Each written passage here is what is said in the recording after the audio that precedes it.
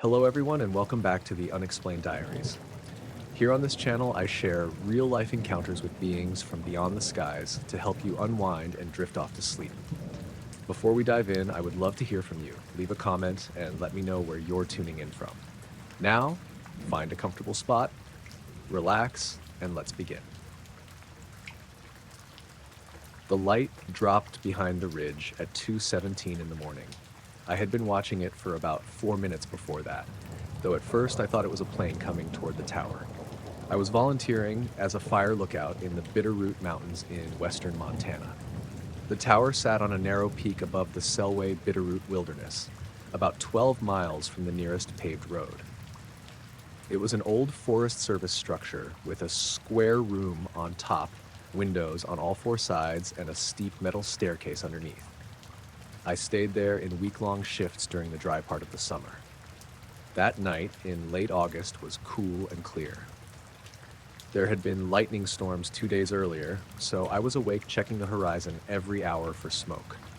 The moon was low in the west, and the air was still enough that I could hear the generator at a radio site on another ridge several miles away. The light appeared over the northeast tree line. It was brighter than a star, but not as bright as the moon. It moved slowly from left to right, then stopped above Harwood Ridge.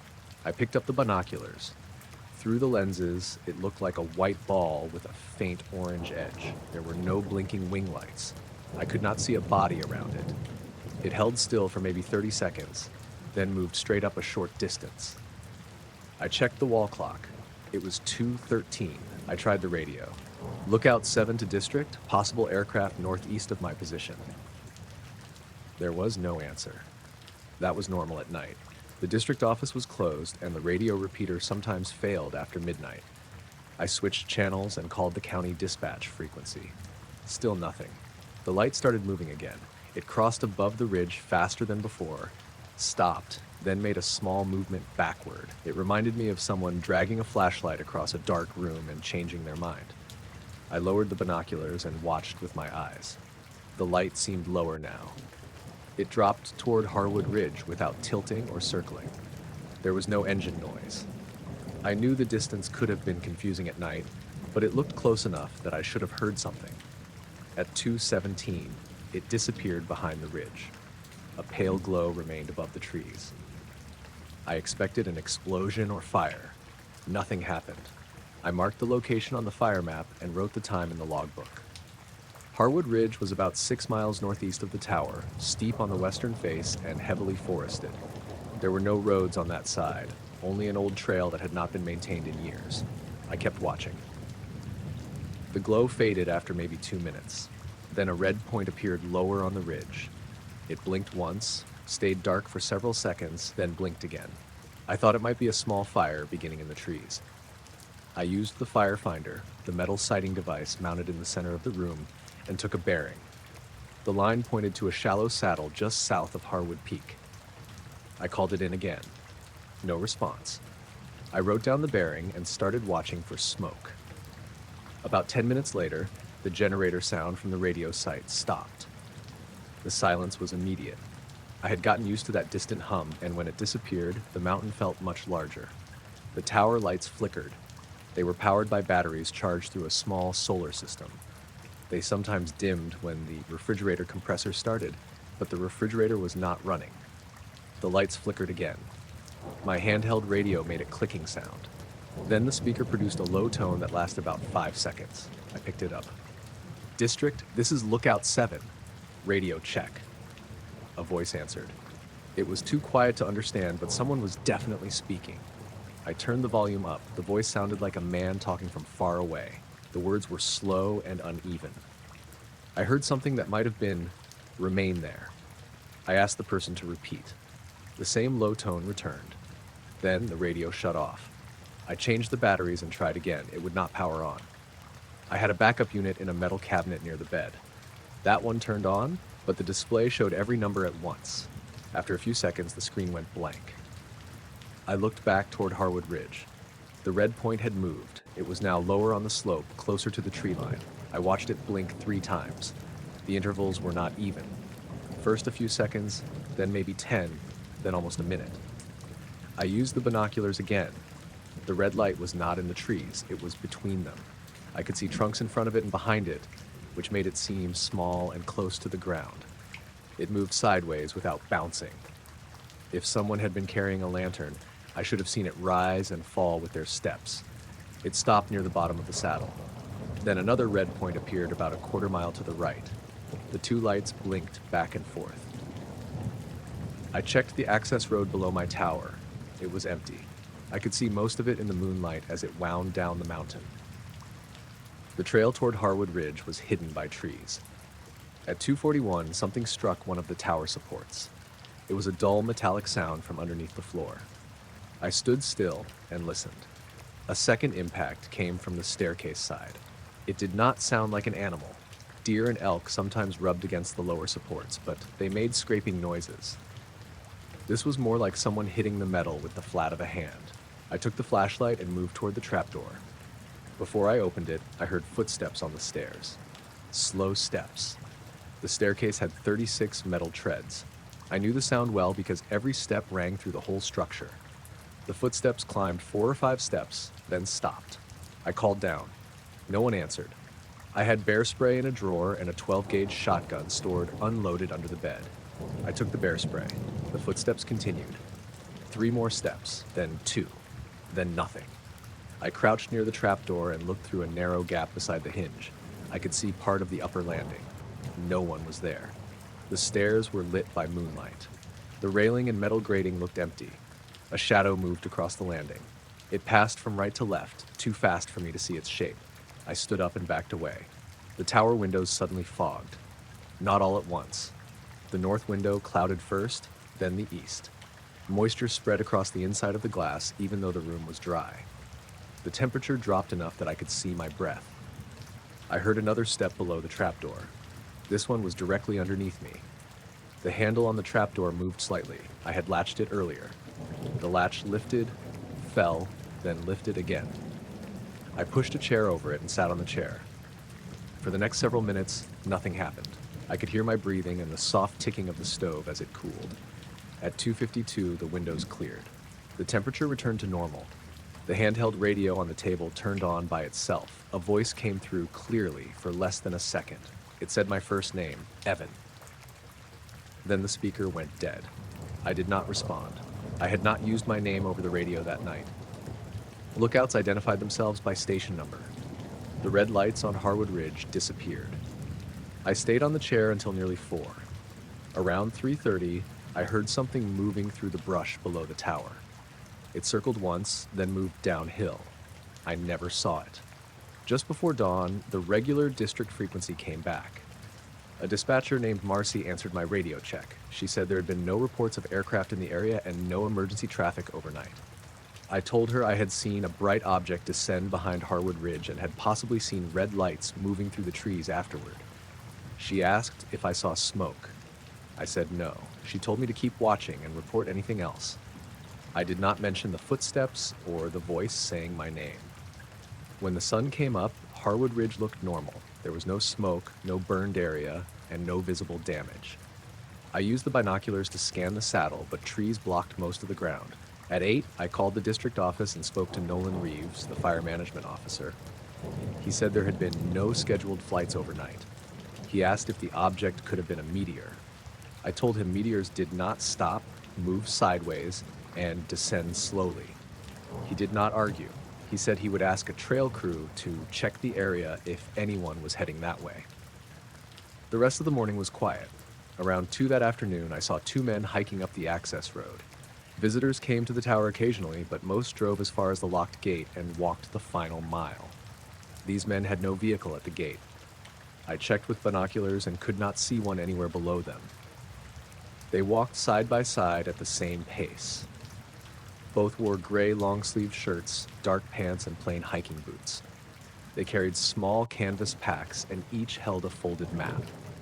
It was warm and sunny by then, but neither looked sweaty when they reached the tower. The taller one called up and asked if I was Evan Mercer. I asked who they were. He said they were with a regional land survey team. I climbed down halfway but stayed on the upper landing. The taller man looked about 40. He had straight black hair, pale skin, and deep lines around his mouth. The other man was older, with a shaved head and wire-frame glasses. Neither had a badge, radio, compass, water bottle, or survey equipment. The older man unfolded his map. It was a topographic map, but it did not match the area. The ridge lines were wrong. Harwood Ridge was shown much closer to the tower, and the creek on the eastern side ran north instead of south. A large circular mark was printed over the saddle where I had seen the object descend. I pointed at it. That's not an accurate map. The older man looked down as if he had not noticed. The taller one asked what time I saw the light. I said 2:17. He asked if it touched the ridge. I couldn't see the ground from here.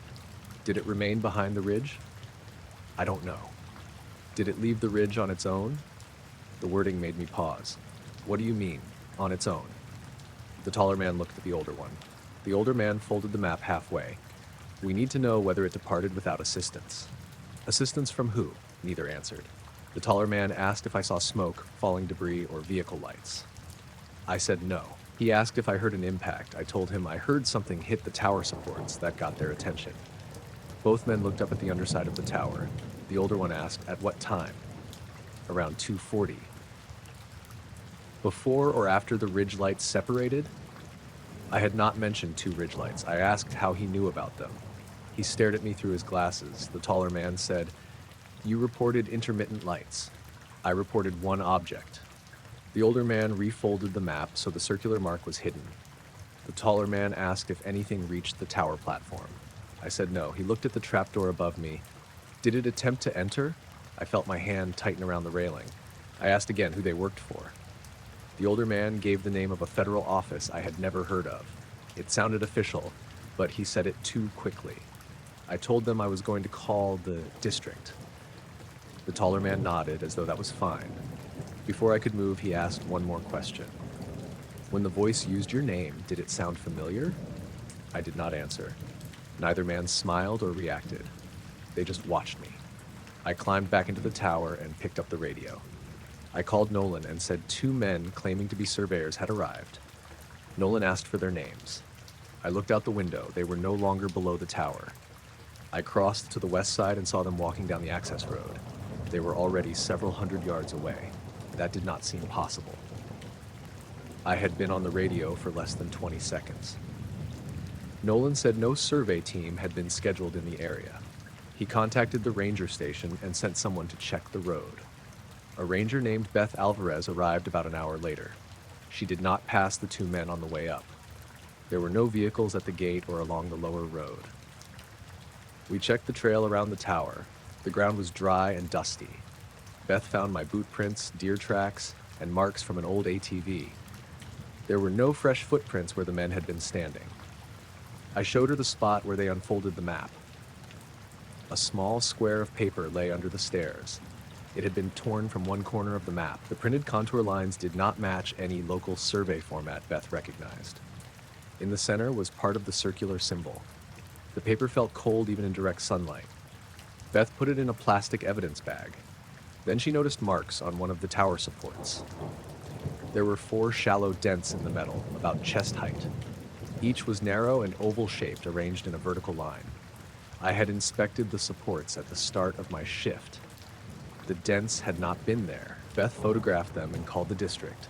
She stayed until sunset. At 7:10, the ranger station radioed that someone had found a black car parked near an abandoned logging spur on the east side of Harwood Ridge. It had no plates. When a deputy reached the location, the car was gone. That evening, Beth drove me down from the tower. The district brought in another volunteer for the night shift. I was supposed to stay 3 more days, but Nolan told me to take the rest of the week off. On the road back to Hamilton, we passed the turnoff toward Harwood Ridge. 2 men stood beside the trees near the cattle guard. They were too far away to see clearly, but one was tall and the other had a shaved head. Beth slowed the truck. The taller man raised one arm. He was not waving. He pointed across the road toward the ridge. A pale light appeared between the trees behind them. It was daytime, but the light was bright enough to see. Beth reached for the radio. The screen went blank. The truck engine lost power, and the headlights came on by themselves. We rolled past the turnoff at maybe 15 miles an hour. Neither man moved. The pale light followed us through the trees for about half a mile, appearing between trunks at the same height. It stopped when we reached the paved road. The radio came back. The engine returned to normal. Beth did not turn around. She drove me home before dark. The next morning, Nolan called and said the lookout who replaced me had reported no problems. There were no lights, no radio failures, and no activity around Harwood Ridge. He also said the piece of map Beth collected had disappeared from the evidence cabinet at the ranger station. The plastic bag remained sealed. Inside it was a different piece of paper. It was a section from the official Forest Service map, cut to the same shape. A small black circle had been drawn over the lookout tower. 2 weeks later, I returned to collect the clothes and food I had left behind. I went during the day with Beth. Everything inside the tower was where I had left it. The chair was still beside the trapdoor. The logbook was open on the desk. My entry from 217 had been changed. The original line had said, "Bright object descended behind Harwood Ridge, no smoke visible." Someone had drawn a line through the word descended. Above it, in neat block letters, they had written, "Returned." I noticed the figure while I was packing the drone into its case. It had been standing in the middle of the field for at least 11 minutes, maybe longer, and I had not seen it once while I was flying. The job was simple. A land agent named Patrick Weller had hired me to get updated aerial footage of a farm outside North Platte, Nebraska. The property was going up for sale, and he wanted wide shots of the fields, the access road, the irrigation equipment, and the old grain bins near the southern fence. I did freelance drone work for real estate companies, roof inspectors, farmers, and sometimes the county. Most of it was boring. I flew a preset grid, checked the images, sent an invoice, and went home. That morning was hot and still. It was early August, just after 9, but the temperature was already in the high 80s. The sky looked washed out from smoke drifting down from fires farther west. There were no clouds and almost no wind. Patrick met me at a locked gate off County Road 27. He was in his late 50s with a red face and a straw hat that looked too clean to be used for actual farm work. He unlocked the chain and told me to drive in about half a mile until I reached a metal equipment shed. He said the place had been empty since spring. The owner had moved into assisted living, and the tenant farmer only came out to check the irrigation lines. Patrick pointed across the property and told me to avoid the northwest corner because there were power lines near the boundary. He also said not to fly over the neighboring house, which was far enough away that it was not going to be an issue. Then he left. I parked beside the shed, set up a folding table, and started checking my equipment. The field nearest me had been cut recently. It was flat, yellow-brown, and almost completely bare except for rows of short stalks. Beyond it, a second field had tall corn. The place felt empty in the normal way. Insects, distant highway noise, an irrigation pump somewhere to the east. Nothing unusual. The first strange thing happened before takeoff. My controller showed a weak GPS signal even though I had a clear view of the sky. I usually locked onto 12 or 15 satellites within seconds. That morning, it moved between 5 and 7. I restarted the controller and drone. The count went up to 11, then dropped back to 6. I checked for nearby towers or power equipment, but the only thing close was the metal shed. I carried the drone 50 yards into the field and tried again. The signal stabilized at 10. That was enough to fly, but not enough for me to trust an automated route, so I decided to control it manually. The drone lifted normally. I took it to 200 feet, made a slow pass toward the grain bins, and checked the video feed. The image looked clear. The horizon was hazy, but the property showed up well. After about 4 minutes, I noticed a dark patch near the center of the cut field. On the controller screen, it looked like a burned section of grass or maybe a piece of equipment. I had walked through that area carrying the drone and had not seen anything. I moved the camera down. The patch disappeared. I assumed the screen had glitched. Sun glare made the display hard to see, and the anti-glare hood did not help much. I adjusted the brightness and continued toward the south fence. A minute later, the drone gave a proximity warning. There was nothing near it. It was 200 feet up over open ground. No trees, no poles, no birds. The warning flashed twice and stopped. I brought the drone lower and flew back toward my position. As it crossed over the field, the video feed broke into blocks for about 3 seconds. The controller beeped and showed a compass error. I looked up. The drone was visible against the pale sky, moving steadily toward me.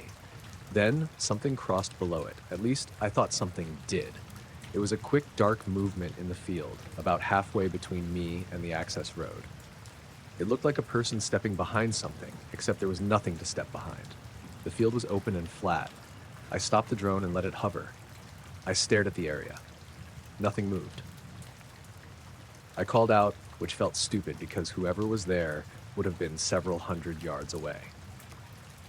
Hello? No answer. I looked toward the gate. It was still shut. I could see the chain hanging across it. There were no other vehicles on the property. I raised the camera angle and continued the flight. The drone behaved normally for the next 10 minutes. I recorded the bins, the irrigation circle, the dirt road, and the eastern boundary. I kept looking down at the field, but I did not see the dark movement again. On the final pass, I flew north toward the corn. The controller made a low alert sound I had never heard before. It was not the battery alarm or signal warning. It was a steady tone that lasted about 2 seconds. The video feed dimmed, not black, just darker, like the camera exposure had changed. I checked the settings. They were the same. The drone was at 180 feet, moving north at about 15 miles per hour. The cut field was directly below. That was when I saw the figure on the screen. It stood almost exactly in the center of the field. It was tall and very dark. I could not see clothing, skin, or any detail that made it clearly human.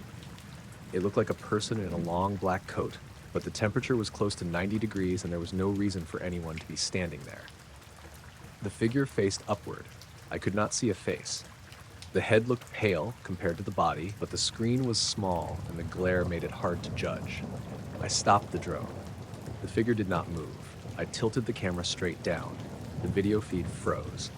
For about 5 seconds, the screen showed the last image, with the figure near the lower edge. Then the controller went gray and displayed signal lost. I looked up and found the drone. It was still hovering. I tried to reconnect, but nothing happened.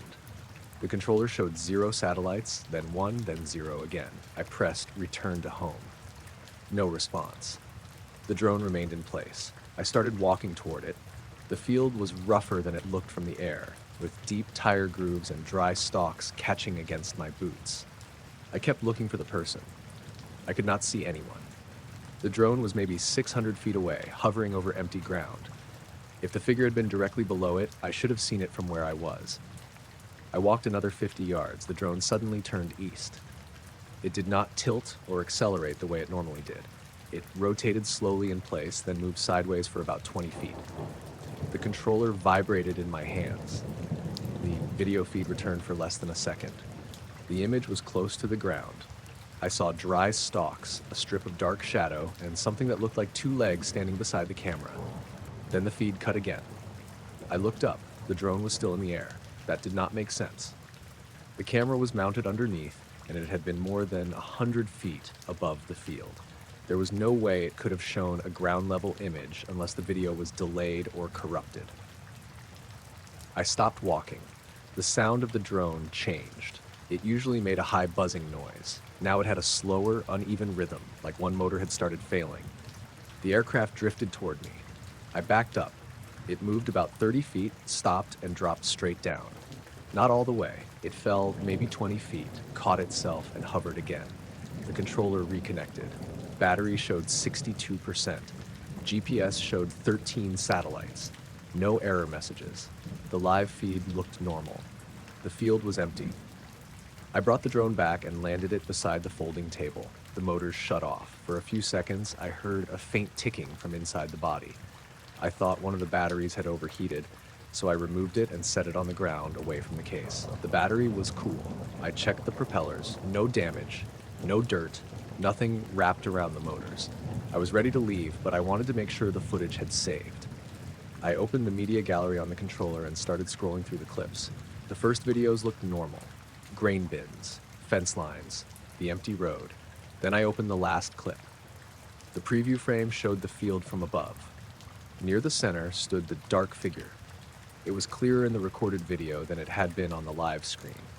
The body looked narrow and too straight. The arms hung against its sides. The head was tilted back at an angle that looked uncomfortable. I pressed play. The video ran for 14 seconds. The drone moved north. The figure appeared near the bottom of the frame.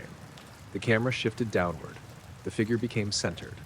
It did not move, but its shadow did. The sun was behind and to the left of the drone, so the shadow should have fallen northeast. Instead, it pointed almost straight toward the camera. I watched the clip again. On the second viewing, I noticed a second dark shape near the cornfield. It stood at the edge of the tall plants, farther north, smaller because of the distance, but similar. I paused the video. The second shape was partly hidden by the corn. I could not tell whether it was another person or a post. I zoomed in. The controller froze and restarted. When it came back on, the last clip showed a duration of 12 minutes and 41 seconds. I had just watched 14 seconds. I tapped it again. The loading icon spun for a long time, then the screen displayed file error. I removed the memory card from the drone and put it in a plastic case. I had a laptop in my truck, but I decided not to open the file there. The controller was acting strange, and the heat was getting worse. I packed everything except the folding table. While I was closing the hard case, I heard a single knock from inside the equipment shed. It sounded like metal hitting metal. I looked at the building. The main door was secured with a padlock. A smaller side door stood partly open. I had not noticed that before. I walked a few steps toward it and stopped. The opening was narrow and completely dark inside. I called out again. No answer. Another knock came from the shed, then a dragging sound. Something moved across the concrete floor, slow and heavy. I went back to the truck. I threw the table into the bed without folding it, got in, and started the engine. As I drove toward the gate, I kept checking the mirrors. No one came out of the shed. At the halfway point, I passed the spot where the figure had stood. There was a dark circle in the field. It was about 8 feet across. The cut stalks inside it had been pressed flat, all pointing toward the center. The soil looked damp even though it had not rained in more than a week. I did not stop. I reached the gate, got out, and unhooked the chain. The road was empty in both directions. When I turned back toward the truck, I saw movement near the cornfield. A dark figure stood beside the irrigation pipe. It was too far away to see clearly, but it was facing me.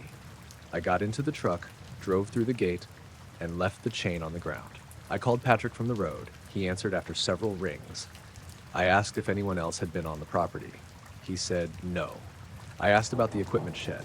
He went quiet for a moment, then said the side door should have been locked. I told him someone might be inside. Patrick asked if I had seen a vehicle. I said I had not. He said he would call the owner's nephew to check it later. He did not sound concerned. Mostly, he sounded annoyed. I drove home and put the memory card on my desk. Before I could open it, someone knocked on my front door.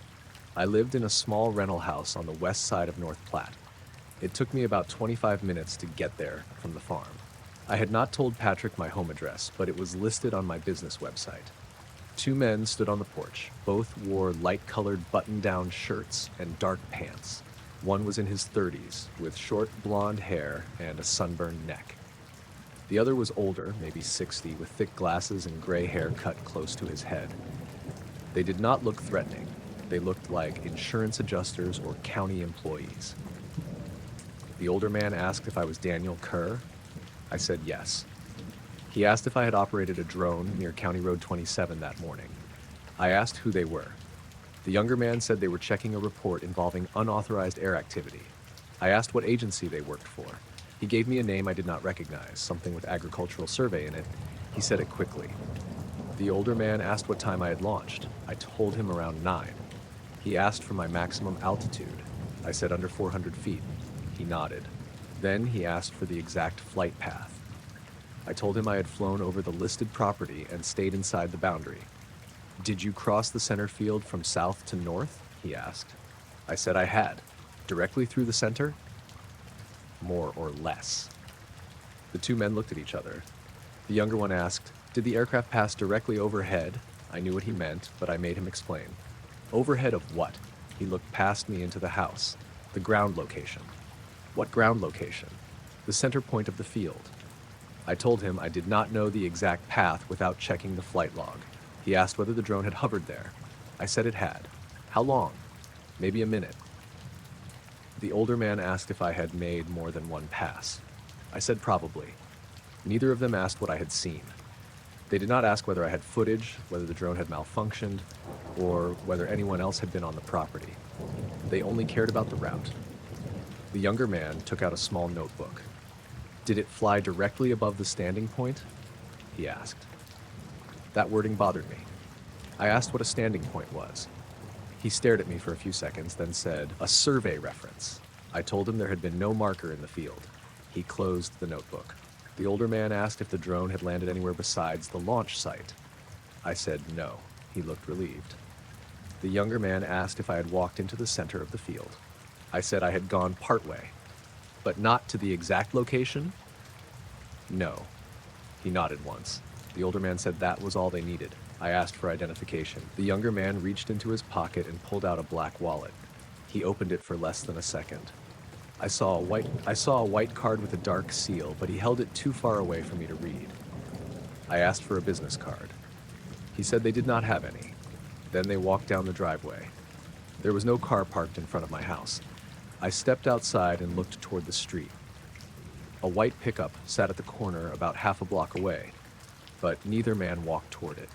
They turned into the alley between my house and the neighbor's fence. I followed them to the side yard. The alley was empty. There was nowhere they could have gone without running, and I had not heard footsteps. I went back inside and locked the door. The memory card was not on my desk. I searched the floor, the equipment case, and every pocket in my work bag. I found the plastic holder sitting beside the laptop, but the card itself was gone. I checked the drone. The card slot was empty. I looked through the footage stored on the controller. Most of the low-resolution preview files were still there. The final clip showed a gray thumbnail and would not open. The flight log had recorded the full trip. I opened the map. My route appeared as a blue line across the property. It showed the passes over the bins, the eastern fence, and the irrigation system. The section over the center field was missing. The line stopped on the south side, resumed near the cornfield, and left an empty gap between them. The timestamp jumped from 9:26 to 9:38. I checked the battery data. It showed the drone consuming power during those 12 minutes, but no altitude, speed, direction, or location had been recorded. Near the bottom of the log was a warning I had never seen before. Position occupied. I took a screenshot. When I opened my phone gallery, the image showed the flight map, but the warning had been cut off at the bottom. I went back to the controller. The message was gone. Around 6 that evening, Patrick called me. He said the side door of the equipment shed had been closed when his man arrived. The padlock on the main door was still intact. Nothing inside had been disturbed. I asked whether they had checked the field. He said they had. I asked about the dark circle. Patrick said there was no circle. He also said the gate had been chained when they got there. I told him I had left it open. He did not respond for a few seconds. Then he asked if I had completed the job. I said I had enough footage except for one section. The center field, he asked. I had not told him which section was missing. I said yes. He told me not to worry about it. The seller had decided they did not need aerial footage after all. He paid the full invoice that night. 2 days later, I drove back out there with my friend Marcus. I did not bring the drone. The gate had a new chain and a red no trespassing sign. We parked on the shoulder and looked through the fence. The cut field was empty. The equipment shed looked closed. Marcus used binoculars to scan the property. He said he saw a person near the cornfield, but when I looked, there was only a dark vertical shape beside the irrigation pipe. We watched it for several minutes. It never moved. A black SUV came down the county road behind us and slowed. It did not stop. The driver turned his head as he passed. The younger man from my porch was behind the wheel. Marcus asked if I knew him. I said no. We got back in the truck and drove toward town. The SUV stayed behind us for 6 miles, never getting close, never falling far back. When we reached the highway, it turned east and disappeared into the haze. I made it home before dark. The folding table was standing in my driveway. I had left it in the bed of my truck after the flight. I was sure of that. Now it had been unfolded and placed beside the garage. In the center of the tabletop sat the missing memory card. There was no case around it. I did not put it in my computer. I carried it inside with a pair of pliers and dropped it into an empty glass jar. The card had a thin line scratched across the label. The line matched the shape of my flight path. It ran from south to north and stopped at a small round mark in the center.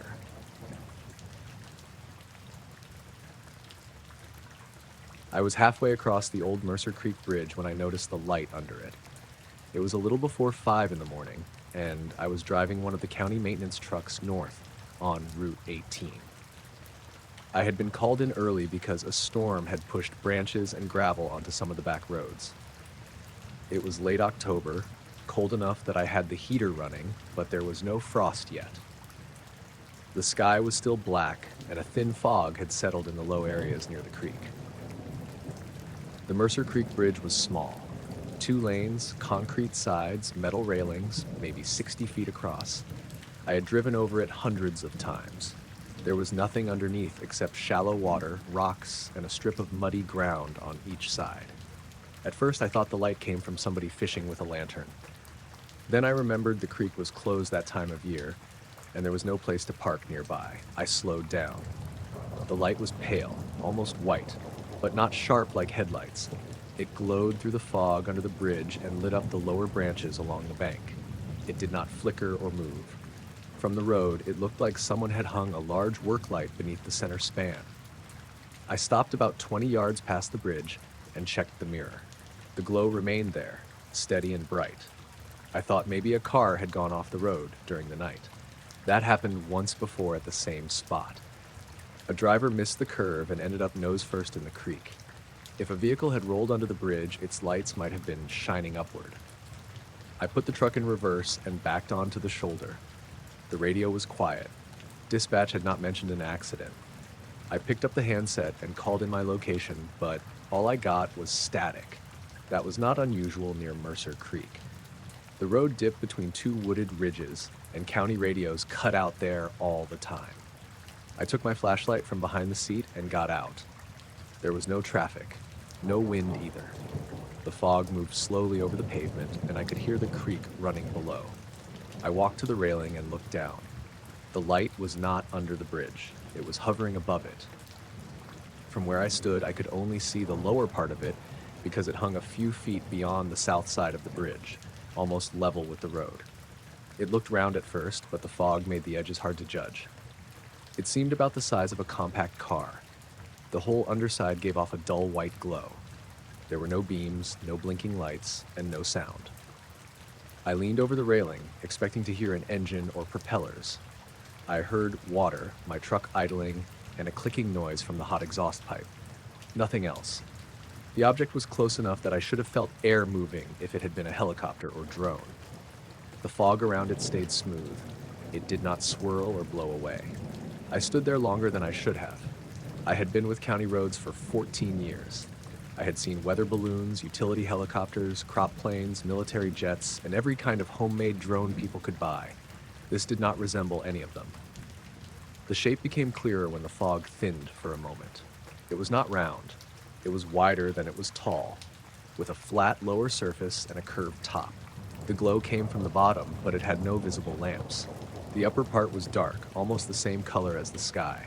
I could not see windows, markings, seams, or anything that told me what it was made of. It stayed completely still.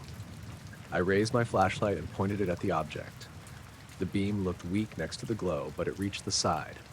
For a second, I saw a surface that looked gray and smooth. Then my flashlight dimmed. I clicked it off and on. The bulb came back, then faded again. Behind me, the truck engine changed pitch. I turned around. The headlights had gone dim, and the dashboard lights pulsed slowly, bright to dark, bright to dark. The engine kept running, but it sounded rough, like it was about to stall. I walked back toward the cab. Halfway there, I heard a low vibration. I did not hear it through my ears exactly. I felt it in my jaw and the center of my chest. It reminded me of standing near a large electrical transformer, except deeper. The metal railing under my hand started to hum. I let go of it. The vibration stopped. I looked back over the bridge. The object had moved.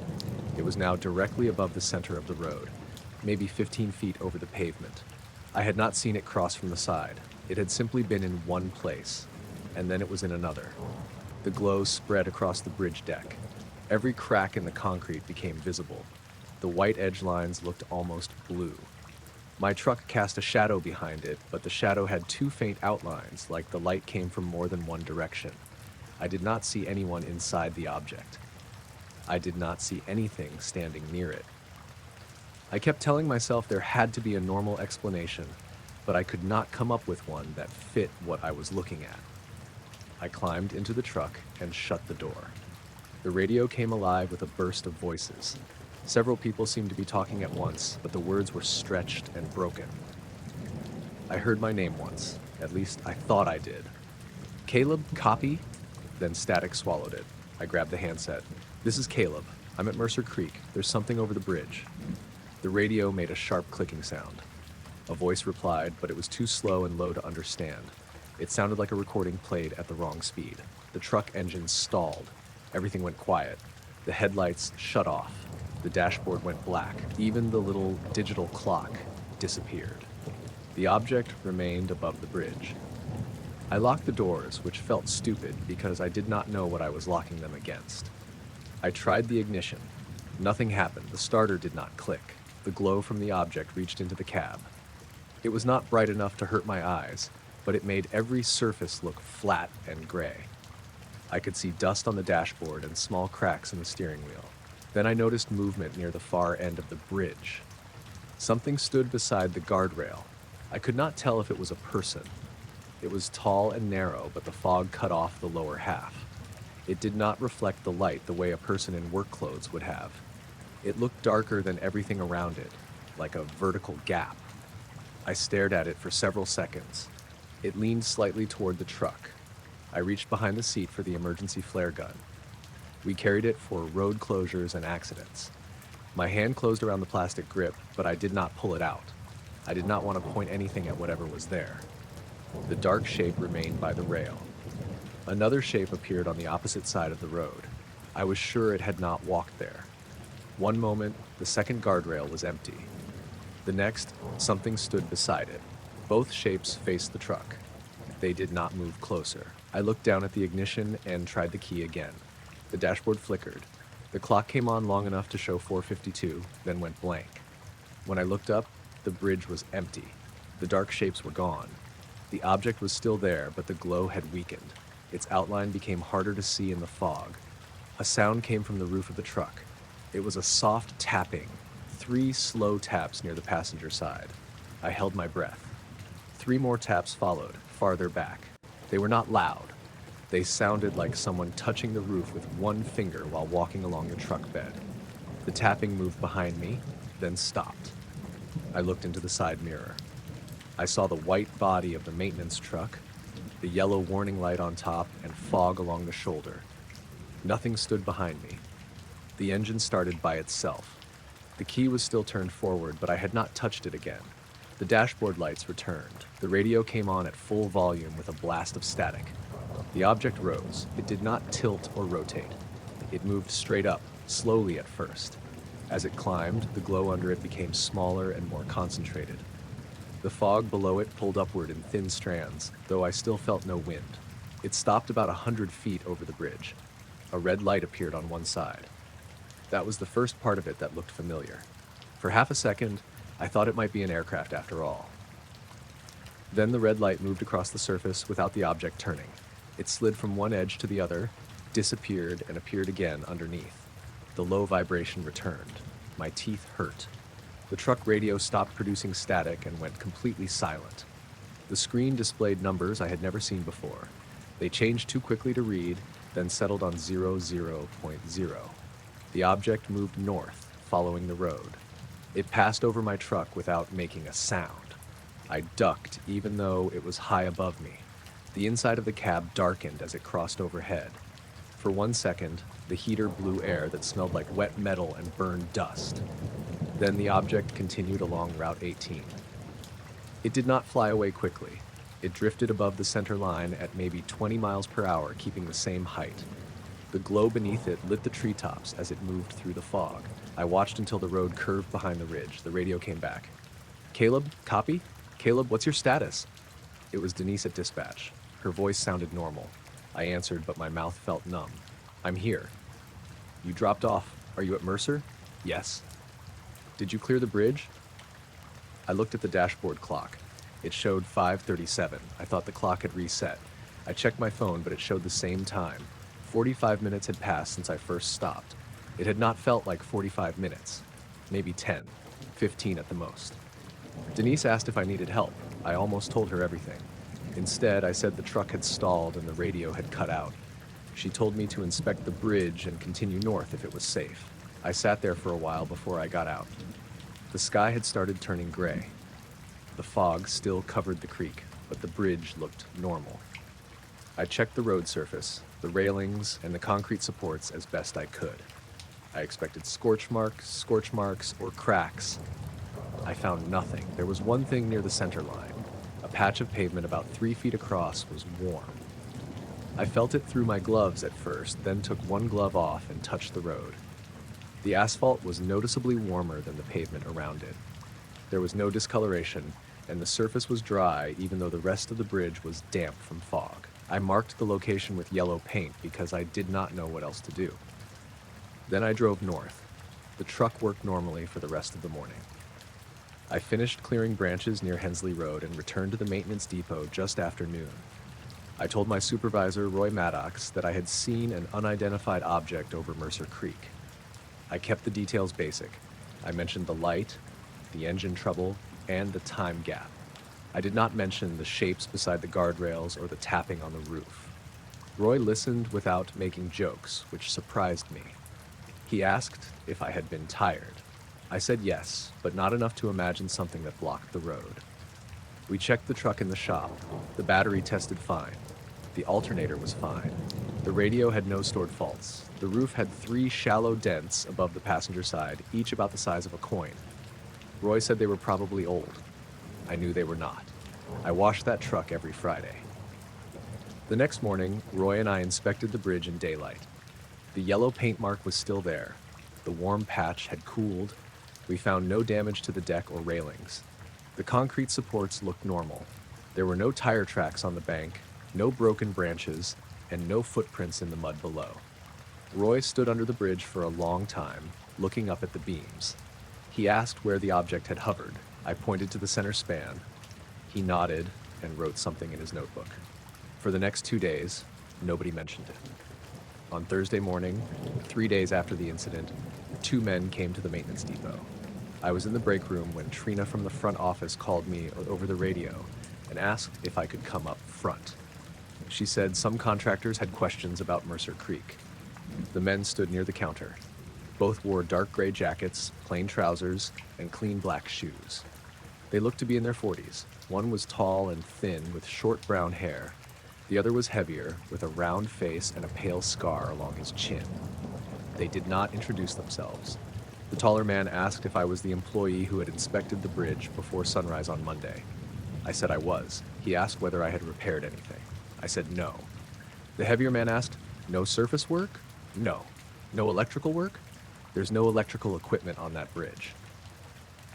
He looked at the taller man. The taller man asked if we had replaced any bolts, plates, concrete sections, drainage grates, or guardrail hardware.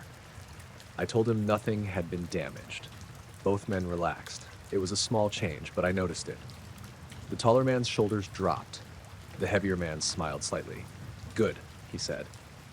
I asked who they worked for. The taller man looked toward the window before answering. "We're checking infrastructure reports." "What agency?" He ignored that and asked if the bridge had been closed at any point after my inspection. I said it had stayed open. He asked if anyone had taken samples from the road. I told him no. Again, the 2 men exchanged a look. The heavier one said, "Then there shouldn't be any issue." I asked what kind of issue he meant. Neither answered. Trina asked whether they had identification or paperwork. The taller man reached into his jacket, but instead of showing a badge, he took out a small folded card. He glanced at it, put it away, and said they had all the information they needed. They left through the front door. I followed them outside because I wanted to see their vehicle. The parking lot was empty except for county trucks, Trina's sedan, and my pickup. The two men walked around the side of the building. I was only a few seconds behind them, but when I reached the corner, they were gone. There was a chain link fence along that side and a locked equipment yard beyond it. The nearest road was more than 100 yards away. I checked behind the salt shed and around the fuel tanks. I did not find them. When I went back inside, Trina asked where they had parked. I said I did not know. She looked through the visitor log. They had not signed in. Roy came out of his office after hearing us talk. I told him what the men had asked. He went quiet when I mentioned the questions about repairs. Then he opened his notebook from Tuesday. On the page where he had written the bridge inspection, there was a line neither of us remembered adding. It was written in block letters at the bottom of the page. No correction required. Roy stared at it, then tore the page out and locked it in his desk. That afternoon, I drove past Mercer Creek on my way home. The yellow paint mark I had made was gone. The road had not been resurfaced. The paint had not faded or washed away. The pavement, where it had been, looked slightly newer than the rest of the bridge, like a square section had been replaced and matched as closely as possible. I stopped on the shoulder and walked back. The square was cold and dry. Near the edge, just inside the white line, I found 3 shallow, round marks pressed into the asphalt. They were spaced evenly apart. I stood there until a truck came around the curve and honked at me. Then I went back to my pickup and drove home. The black sedan pulled into the motel lot at 11:42 on the first Thursday of every month. I only noticed the pattern because it always stopped outside room 12. I owned the Blue Mesa Motor Lodge in Grants, New Mexico. It was a small place off Route 66, 20 rooms in a U shape around a cracked parking lot with a laundromat on one side and a closed diner on the other. My wife Elaine handled the books and I worked the front desk most evenings. We lived in a little apartment behind the office. The sedan first showed up in February. It was an older black car, long and low, maybe a Lincoln or Cadillac. I was bad with models. It had dark windows and no front plate. That was not unusual in New Mexico, but the rear plate looked strange. It was pale gray with no visible letters from where I sat. The car came in from the west entrance, moved slowly past the office, and stopped directly in front of room 12. No one got out. The engine stayed running for about 8 minutes. Then the headlights turned off, came back on, and the car left the same way it came. Room 12 was empty. I thought it was someone checking an address or waiting for a guest. Motel parking lots attracted all kinds of people, so I did not give it much thought. The next month, it happened again. First Thursday, 11:42 at night, the car stopped in the same spot. This time, room 12 was occupied by a traveling nurse named Sadie Lynn. She had checked in around 7 and gone straight to bed. Her car was parked 2 spaces away. I watched the sedan through the office window. The engine idled, but the exhaust looked wrong. It was a cold night, and I could see vapor from every vehicle that passed on the road. The sedan had none.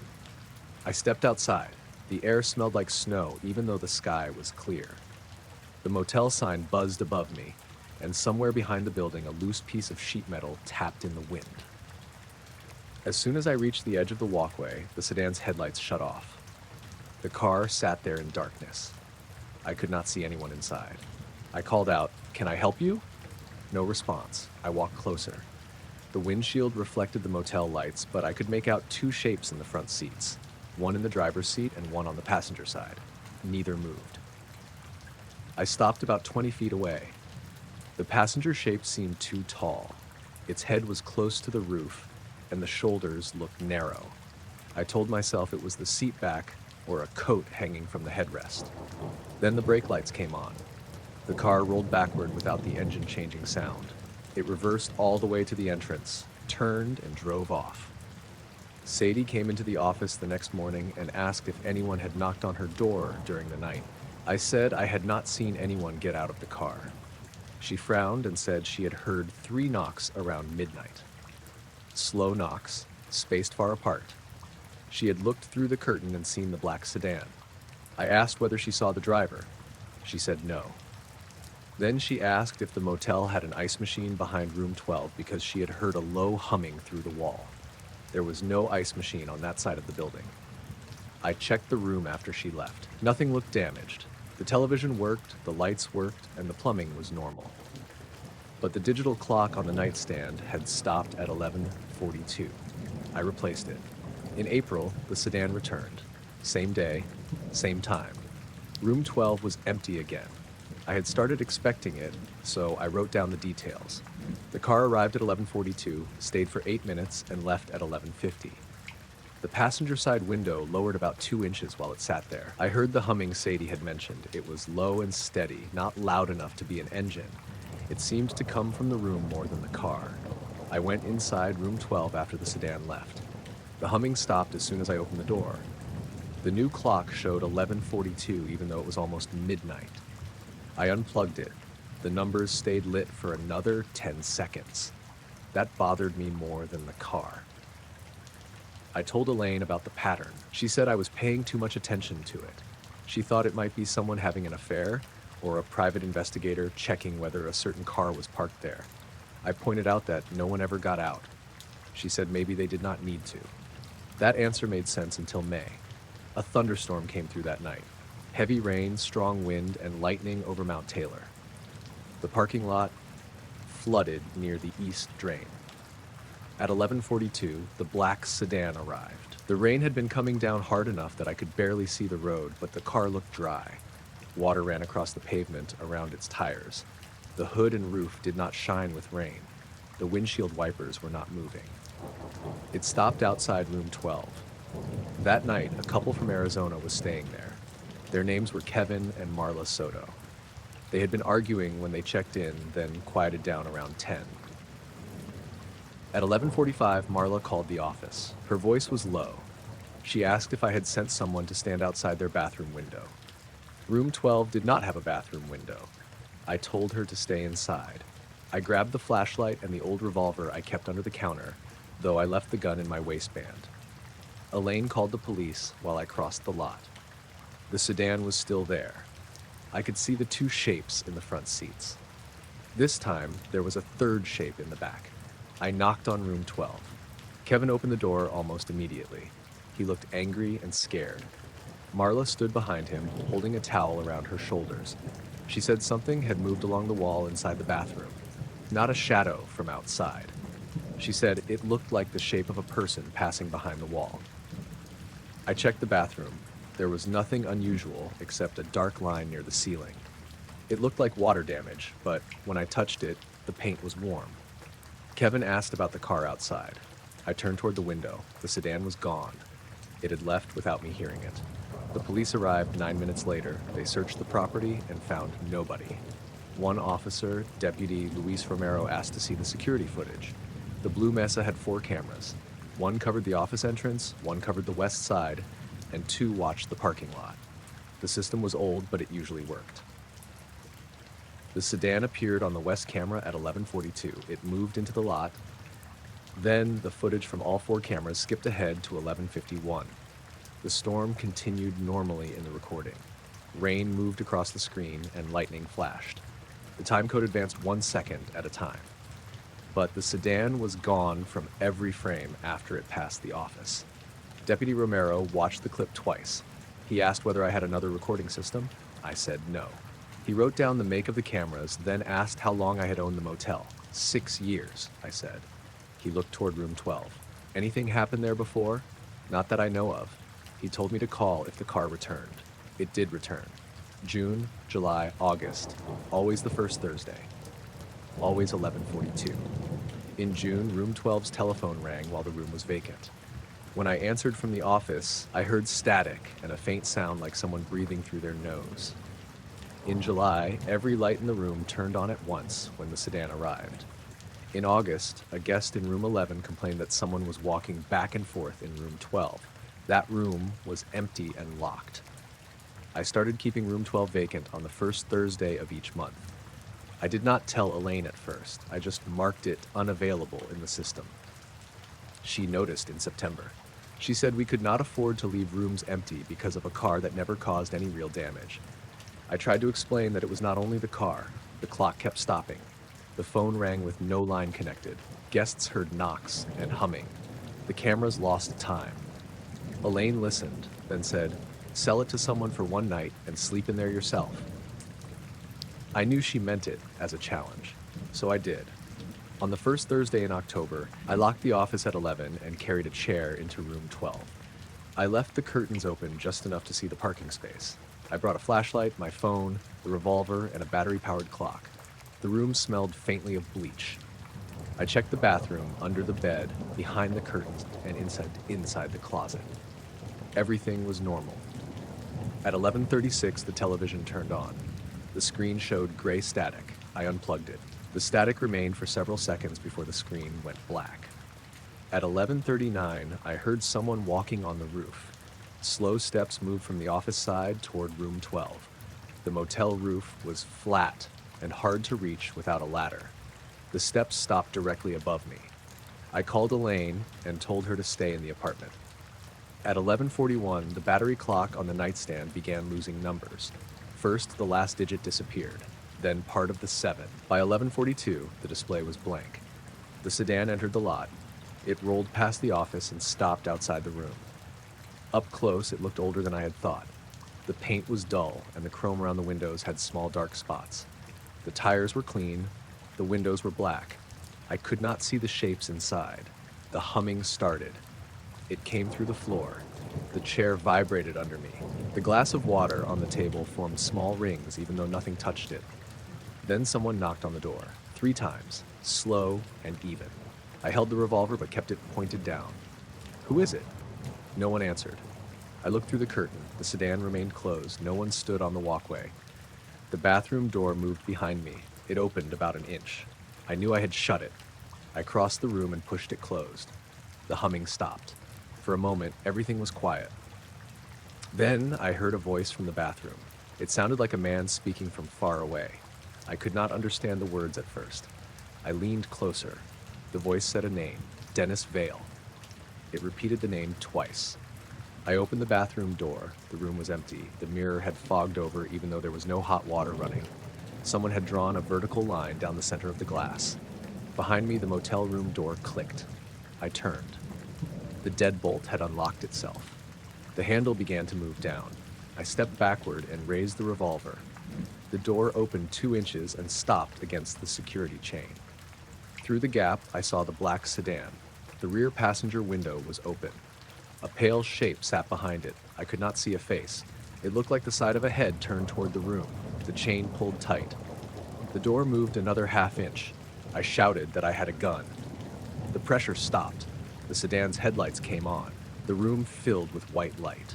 For several seconds, I saw shadows moving across the walls behind me. Tall, narrow shadows, more than 2 of them, even though I was the only person in the room. Then every light went out. The humming ended. The door slammed shut. When the electricity returned, the sedan was gone. My phone said 12:07. I had lost 25 minutes. Elaine was pounding on the outside door. She said she had tried calling me for almost half an hour. I unlocked the chain and let her in. She looked at the revolver in my hand and asked what had happened. Before I could answer, she pointed at the bathroom mirror. The name Dennis Vale had been written in the fog. The next morning, I searched the old motel records. The previous owner had left boxes of receipts and registration cards in a storage room behind the laundry. Most were useless. Some had water damage, and others had faded until the writing was almost gone. I found a registration card from 15 years earlier. Dennis Vale had stayed in room 12 on October 4th. The address listed was in Flagstaff, Arizona. The phone number had been disconnected. Under vehicle information, he had written black sedan. I called the former owner, a man named Hugh Bell, who lived in Albuquerque. He was quiet when I mentioned Dennis. Then he asked why I was looking. I told him about the car. Hugh said he had only seen Dennis once. He had checked in late, paid cash, and asked for room 12 even though several other rooms were open. The next morning, the bed had not been slept in. Dennis had left behind one item, a motel key from a different place. Hugh said the key had the number 12 on it. I asked whether Dennis had returned. Hugh said no. Then he added, other people came asking. What people? 2 men, a few weeks later. He could not remember their names. They asked what time Dennis arrived, what room he used, and whether his car had parked directly outside the door. I asked what they looked like. Hugh said one was tall and thin. The other had a wide face and very light eyebrows. That evening, just before 7, 2 men came into the office. It was windy and cold outside. Dust moved across the lot in low sheets. The first man was tall and thin, maybe 50, with dark hair combed straight back. The second had a broad face and pale eyebrows that were almost invisible. Neither wore a coat. The taller man asked if I was the owner. I said yes. He placed an old photograph on the counter. It showed the Blue Mesa parking lot, but the motel sign had a different name. The photo looked at least 20 years old. Room 12 was visible in the background. A black sedan sat outside it. The taller man asked who occupied that room on October 4th, 15 years ago. I did not answer right away. The broad-faced man looked toward the wall clock. It was 7:03. He asked again. I said I did not give out guest information. The taller man smiled a little. That information is no longer private. I asked who they worked for. He said they were handling an old property matter. I asked whether they knew Dennis Vale. Neither reacted to the name. The broad-faced man asked what time Dennis had checked in. I said I did not know. Was the sedan already here? I don't know. Did he enter the room? I wasn't the owner then. The taller man looked disappointed. Then he asked something I was not expecting. Did the room recognize him? I thought I had misheard. Did the room what? He stared at me. The broad-faced man touched his arm. The taller man changed the question.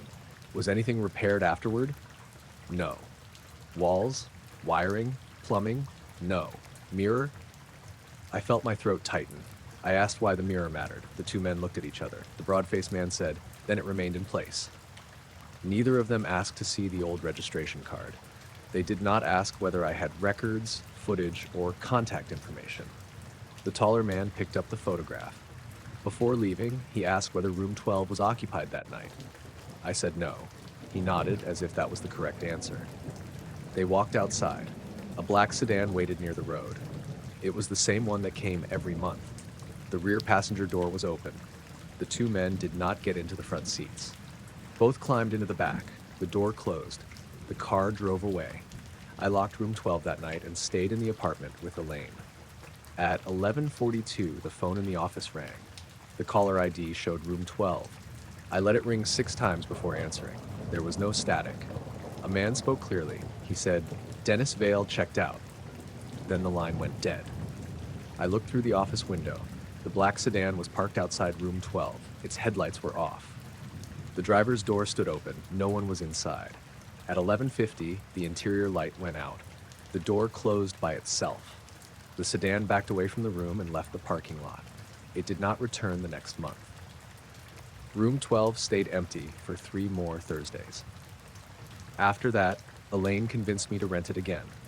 The first guest was a retired teacher named Gloria Rains. She stayed one night and checked out early. She said the room was fine, except for the bathroom mirror. I asked what was wrong with it. Gloria said there was a name scratched into the glass. It only appeared when the mirror fogged. I went in after she left and ran the shower. The glass slowly clouded. A few letters appeared near the bottom, faint but readable. It did not say Dennis Vale.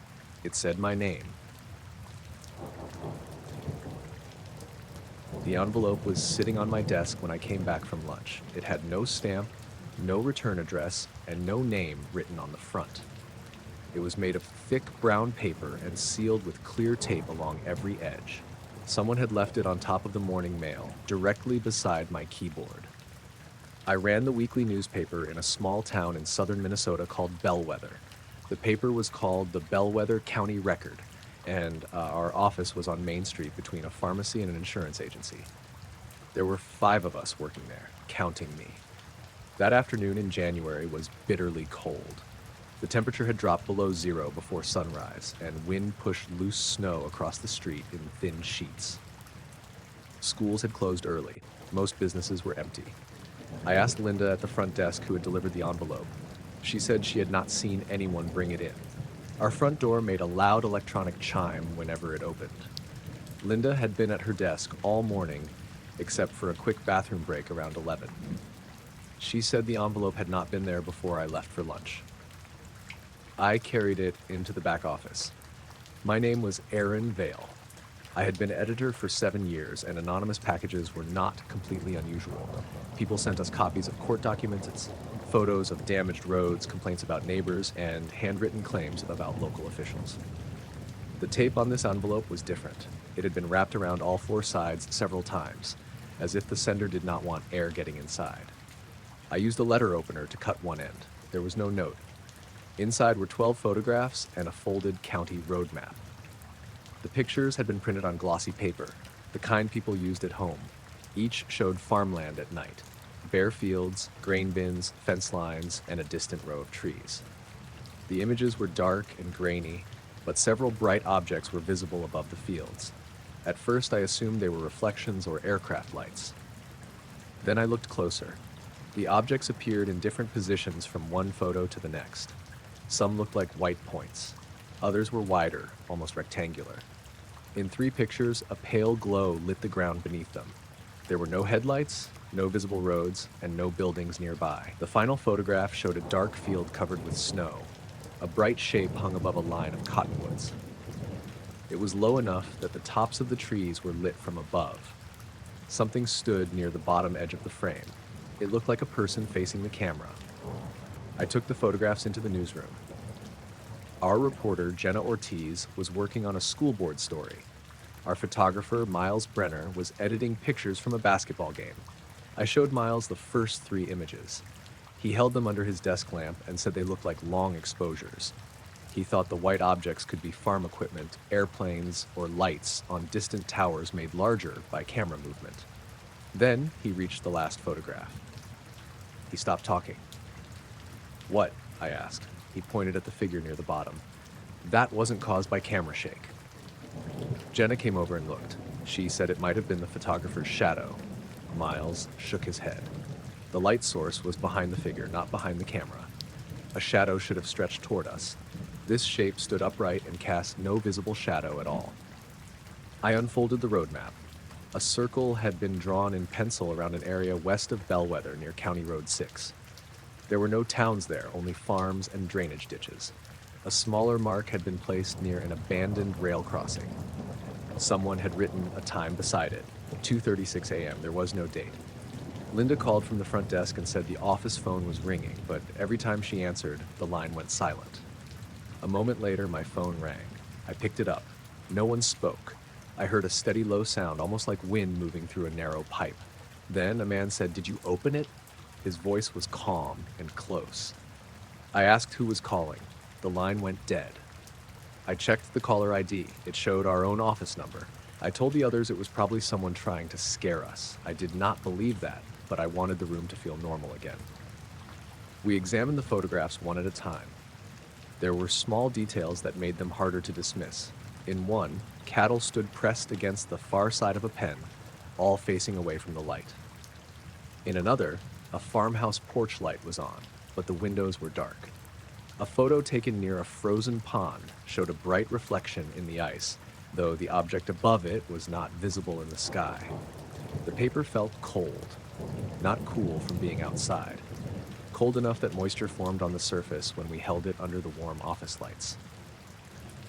Miles checked the image files with a magnifying lens and said they had been printed from low-resolution digital pictures. There were faint lines across all of them, as though they had been copied from a video. Jenna wanted to drive to the marked location before dark. I said no. Snow was starting again, and the county had issued a travel warning. County Road 6 crossed open farmland where drifts formed quickly. We could go in the morning.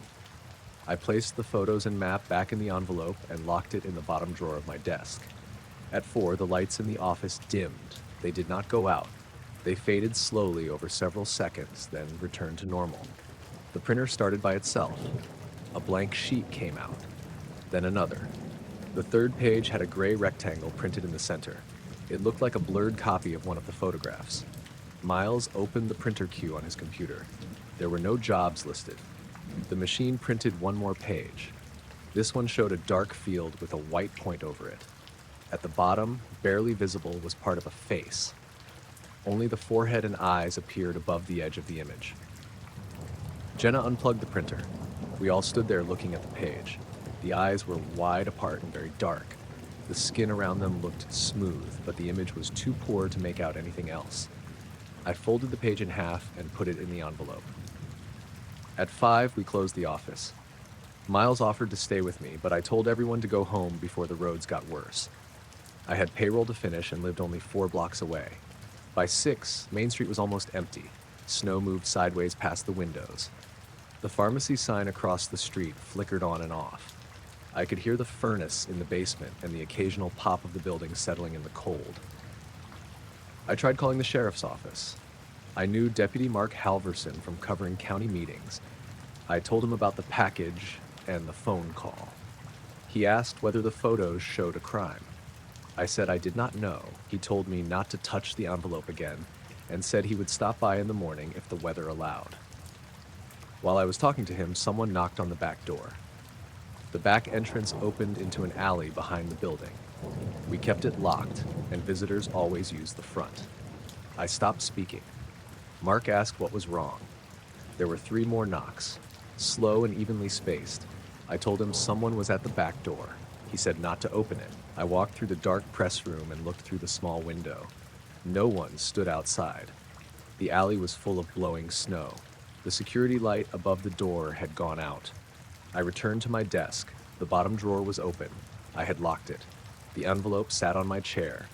I checked the office. The front door was locked. The bathroom was empty. The basement door was still bolted from our side. The phone rang again. I answered without speaking. The same low sound came through the receiver. Then the voice said, "How many handled it?" I asked what he meant. "How many touched the photographs?" I hung up.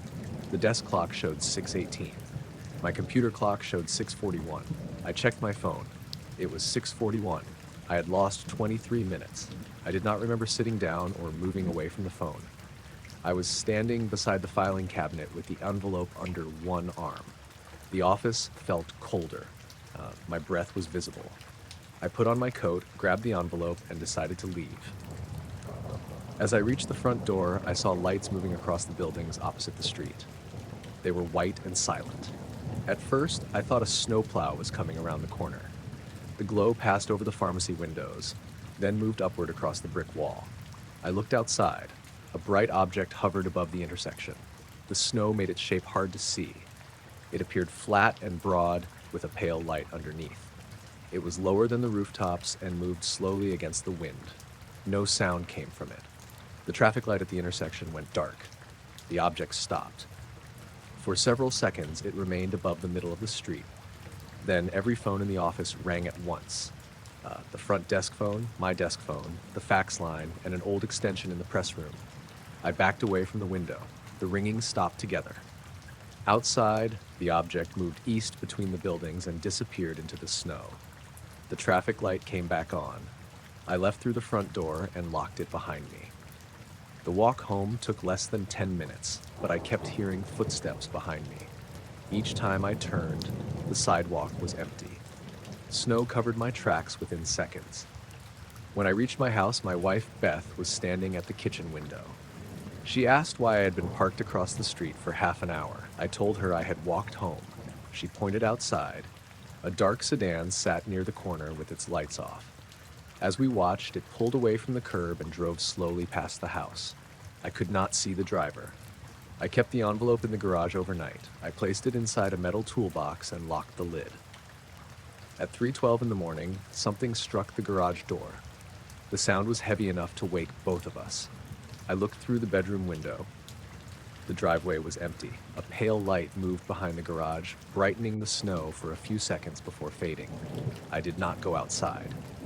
The next morning was clear and brutally cold. The temperature was 15 below zero, and the wind had eased. I reached the newspaper office around 8. 2 men were waiting on the sidewalk. Neither wore a coat. They had on dark trousers, white shirts, and thin black ties.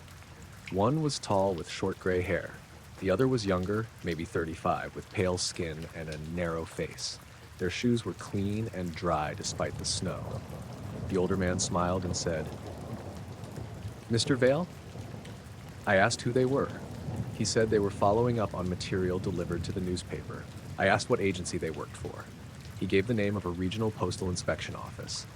I had dealt with postal inspectors before, and the title he used did not sound right. The younger man asked whether I had opened the envelope. I said yes. Did anyone else handle it? I asked why that mattered. He repeated the question. I said several employees had seen the photographs. Seen or handled? Both. The older man looked disappointed. How many? 3, counting me. He asked whether anyone had taken a photograph of the photographs. I said no. Were any copies made? I thought about the pages from the printer. I told him I did not know. The 2 men looked at each other. And when the younger one asked where the envelope was, I said it was safe. He did not ask me to give it to him. Neither man asked to see the photographs. They only wanted to know who had touched them. The older man asked whether the envelope had been opened inside the building. I said yes. Near a window? I don't remember. Was it exposed to outside air? I told him it was an envelope, not evidence from a laboratory. He smiled again, but his eyes did not change. The younger man asked if I had unfolded the map. I said I had. Did you recognize the marked location? County Road 6. That is not the marked location. I asked what he meant. He looked toward the courthouse clock at the end of Main Street. It only appeared that way. I unlocked the front door but did not invite them inside. The older man asked whether anyone had visited the site. I said no. He nodded. Good. The younger man asked if I had seen any light after opening the envelope. I did not answer. He watched my face for several seconds. Then he said, "It moved?" I asked how he knew. The older man touched his arm. The younger man stepped back. The older man thanked me for my time and said someone might contact me again. I asked for identification. He took a black wallet from his pocket and opened it briefly. The card inside had no photograph that I could see. It was printed with a circular seal and several lines of small text. I asked for their names. He said, Mr. Lane. The younger man said nothing. Then they walked west along Main Street. They had no hats, gloves, or coats. Their sleeves moved in the wind, but neither appeared cold. I watched them until a delivery truck passed between us. When it cleared, the sidewalk was empty. There were no doors nearby they could have entered. I checked the snow. Their footprints ended in the middle of the block. Linda arrived a few minutes later. She asked why I was standing outside without gloves. I told her about the men. She said 2 people matching that description had been inside the office the day before. She remembered them because they had stood near my desk while I was at lunch. I asked why she had said no one delivered the envelope. She looked confused. Then she said she had not seen an envelope. She only remembered the men asking which desk belonged to the editor. Inside, I unlocked my desk drawer. The envelope was there. I had left it in the locked toolbox at home. The tape had been replaced. The photographs were inside, but the last image had changed. The figure in the field was gone. In its place was a dark sedan parked beside the newspaper office. 3 people stood near the front window, Miles, Jenna, and me. The picture had been taken from above the intersection during the snowstorm. Behind us, inside the office, 2 tall shapes stood near my desk. At the bottom of the photograph, someone had written a time in pencil. 8:14 a.m. I looked at the clock. It was 8:13. A car door closed outside. I found the scorch marks on the 3rd day after I pulled up the last row of pine boards in front of the altar. The church had been abandoned since the late 90s. It sat outside a small town called Afton in northern Maine, at the end of a gravel road that narrowed into woods. The building was white clapboard with a short bell tower, 12 narrow windows, and a cemetery behind it. Most of the headstones were from the 1800s. A couple from Portland had bought the property and planned to turn it into a wedding venue. I was hired to repair the floor, replace some rotten wall framing, and rebuild the front steps. I worked alone most days. My name was Nathan Crowley. I had been doing carpentry for 22 years. Old buildings always had surprises. Rot, mice, bad wiring, repairs done by somebody's uncle with whatever nails he had in his pocket. I expected problems. I did not expect the black circles. There were 7 of them under the floorboard, spread across the original subfloor in a rough curve. Each was about 2 feet wide. The wood inside the circles was dark and cracked, like it had been exposed to intense heat, but the surrounding boards were untouched. At first I thought they came from old wood stoves. That made no sense once I looked closer. There had never been stoves in those positions. The circles ran from the center aisle toward the northeast corner where the old choir seats had been. I scraped one with a chisel. The burned layer was thin. Under it, the wood was solid. The strange part was the smell. It was not like smoke or ash. It smelled metallic, almost like hot coins or the inside of an old electrical panel. The odor became stronger when I disturbed the surface. I opened the windows and kept working. Around noon, I heard someone walk across the porch. I expected the owners, Martin and Elise, but nobody came through the door. The steps moved from one side of the porch to the other, slow and heavy. I called out. No answer. I walked outside. The porch was empty. The gravel drive was empty too. My truck was the only vehicle there. The nearest house was over a mile away. I checked around the building and found nothing except my own footprints in the damp grass. The weather had been cold and wet all week. Low clouds, light rain, and fog in the mornings. The woods around the church stayed dark even in the afternoon. I went back inside and noticed the smell had spread. It was strongest near the 7 circles, but I could detect it all the way to the entrance. I took pictures and sent them to Martin. He called 10 minutes later. He said he had never heard of a fire inside the church. His realtor had told him the building closed because the congregation became too small to maintain it. I asked if there had been lightning damage. He did not know. He said I could replace any burned boards that seemed unsafe. I told him the boards were structurally fine. The marks looked worse than they were. That evening, before I left, I covered the exposed section with plastic sheeting and set my tools on top to hold it down. The next morning, the plastic had been folded into a neat square. My tools were lined up beside it. I stood in the doorway for a while, trying to remember if I had done that myself. I knew I had not. The front door had been locked when I arrived. The side door was nailed shut from the inside, and most of the windows had paint sealing them to the frames. Nothing was missing. I checked the building for signs of someone sleeping there. No food, clothing, bedding, or fresh footprints. The basement was empty except for an oil tank and a pile of broken chairs. I blamed Martin. I thought maybe he had come by early, moved everything, and left. He denied it. He was in Portland. I started measuring the burned areas. The 7 circles were almost identical in size. The distance between them was not equal, but each one sat exactly between floor joists. None crossed over a joist, even though the circles appeared older than the current floor supports. That suggested somebody had made them after the framing was installed. But there were no tool marks. The edges were too clean to be accidental and too uneven to be cut. I spent most of that day removing damaged trim and replacing boards near the south wall. Nothing else happened until around 4. I heard the bell. It gave one soft strike above me. The rope had been removed years ago. I climbed the narrow ladder into the bell tower. The bell was still there, green with age and covered in dust. A wooden wheel held it in place. The bell was too heavy to move by hand, and there was no wind inside the tower. On the dusty platform beneath it were 3 fresh marks. They looked like narrow footprints, but they did not have toes or heels. Each mark was long and oval, about 14 inches from end to end. They led toward the corner and stopped at the wall. I took another picture. My phone shut off as soon as I pressed the button. The battery had been at 60%. I brought it back downstairs and plugged it into a charger connected to my generator. It turned on, but the photo from the bell tower was gone. That night, I dreamed about the church. I normally did not remember dreams, but this one felt plain and specific. I was standing outside in deep snow. All the windows glowed white. I could see several people inside, lined up in the center aisle and facing the altar. None of them moved. Above the roof, something bright hung in the sky. I woke at 3:06 in the morning because my phone was ringing. The screen showed the church owner's number. I answered. No one spoke. There was a low hum on the line and a faint clicking sound that repeated every few seconds. Then a man said, "Did you open the floor?" I thought it was Martin, but the voice was different, older and very calm. I asked who was calling. The line disconnected. When I checked the call history, there was no incoming call. The next morning, Martin said he had been asleep and had not contacted me. I considered quitting the job. Instead, I asked Elise if she could find any records about the church.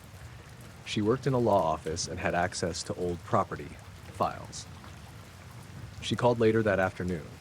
The church had been built in 1911 after an earlier church burned down on the same site. The fire started during a winter service. Everyone got out safely, but the building was destroyed. The official report blamed a defective furnace. I asked where the furnace had been. She said the basement near the west wall. The black circles were on the east side. She also found a newspaper article from 1974 about unusual lights reported over Afton. Several residents said a bright object had hovered above the church during an evening storm. The article treated it like a weather event and quoted someone from the Air Force saying it was probably reflected lightning. The church closed for repairs for 6 weeks after that. The records did not say what had been repaired. That afternoon, while I worked near the altar, I heard voices outside. 2 men were standing in the doorway. I had not heard a car come up the drive. They both wore dark gray suits. One was tall and thin with thinning blonde hair. The other was shorter, broad through the shoulders with black hair combed flat against his head. Neither wore a coat. It was 34 degrees outside and raining. Their suits were dry. The taller man smiled and asked if I was Nathan Crowley. I said yes. He asked whether I had removed the floor. I asked who they were. He said they were checking an old insurance matter connected to the property. The shorter man looked past me toward the exposed boards. He did not ask about the roof, walls, wiring, or anything else I had been hired to repair. He asked, "Does the wood still smell metallic?" The question caught me off guard. I asked how he knew about the smell. He looked at the taller man. The taller man said, "Old fire damage can release mineral odors." I told him I had worked on plenty of burned buildings and never smelled anything like that. Neither responded. The shorter man stepped inside. I told him the building was an active work site and he needed permission from the owners. He stopped, but kept looking toward the black circles. "Were all 7 exposed?" he asked. I had not told them how many there were. I said nothing. The taller man asked whether any of the boards had been removed from the property. "No." "Cut?" "No." "Burned again?" I stared at him. "Why would I burn them again?" He gave a small shrug. The shorter man asked whether the smell became stronger after sunset. I said I did not know because I did not work there at night. He nodded, almost approvingly. Then he asked if I had heard the bell. I told him to leave. The taller man remained polite. He apologized for disturbing me and said they had all the information they needed. Before they went, the shorter man looked at the 7 marks and said, "They should have faded by now." The 2 men walked down the steps and around the north side of the church. I followed them outside. They were gone. There was no car on the road and no footprints in the wet gravel. I called Martin and told him what happened. He had not sent anyone. He checked with the insurance company. They had no claim open on the property and had not assigned any inspectors. I packed up early.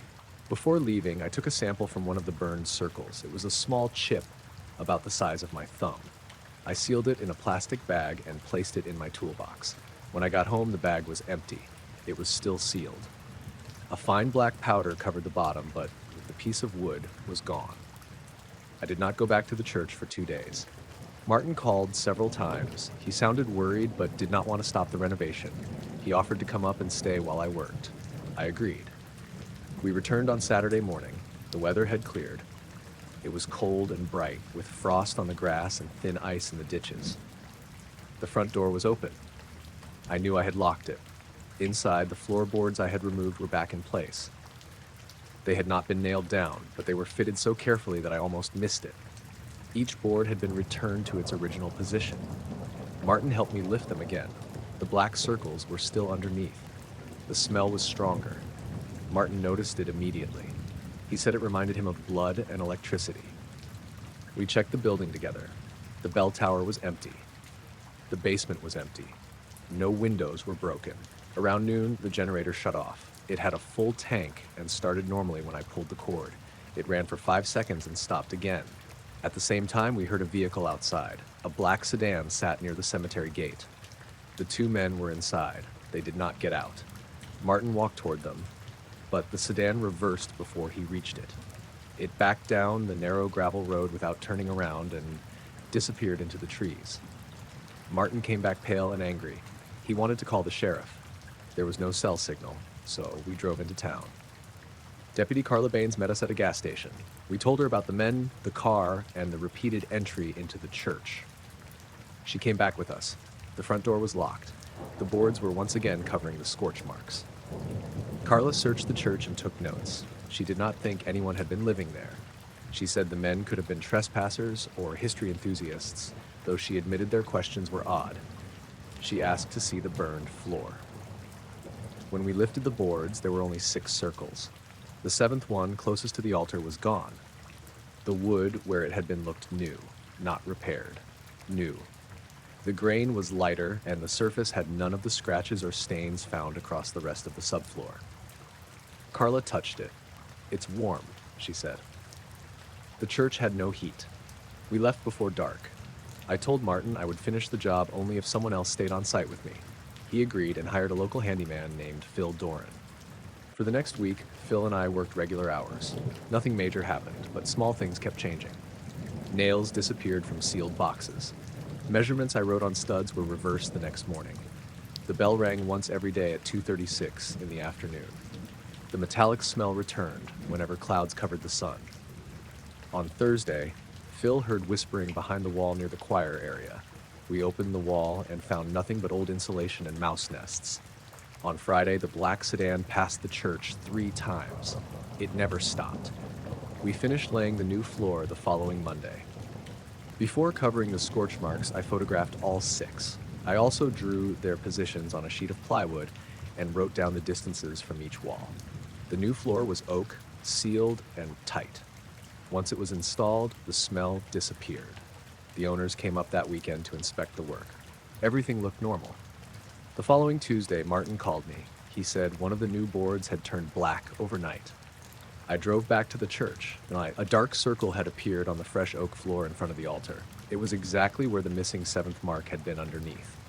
The wood was not burned. It was smooth and solid. The color went through the finish and into the grain. The circle smelled metallic. Martin wanted me to replace it. I cut out the affected boards and loaded them into my truck. As soon as I crossed the property line, my dashboard lights dimmed. The radio turned to static. A low hum filled the cab. I looked in the rearview mirror. The black sedan had pulled out behind me. It followed at the same distance for 6 miles. When I reached the main road, it turned away. I took the boards home and stacked them in my workshop. That night, something walked around the outside of the building for nearly an hour.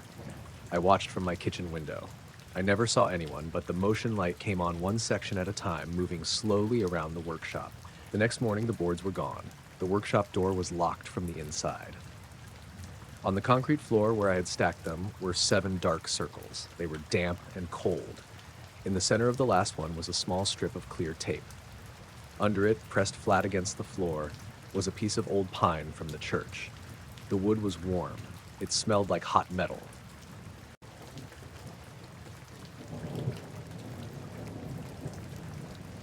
The first compass pointed straight up when I reached the north anchor.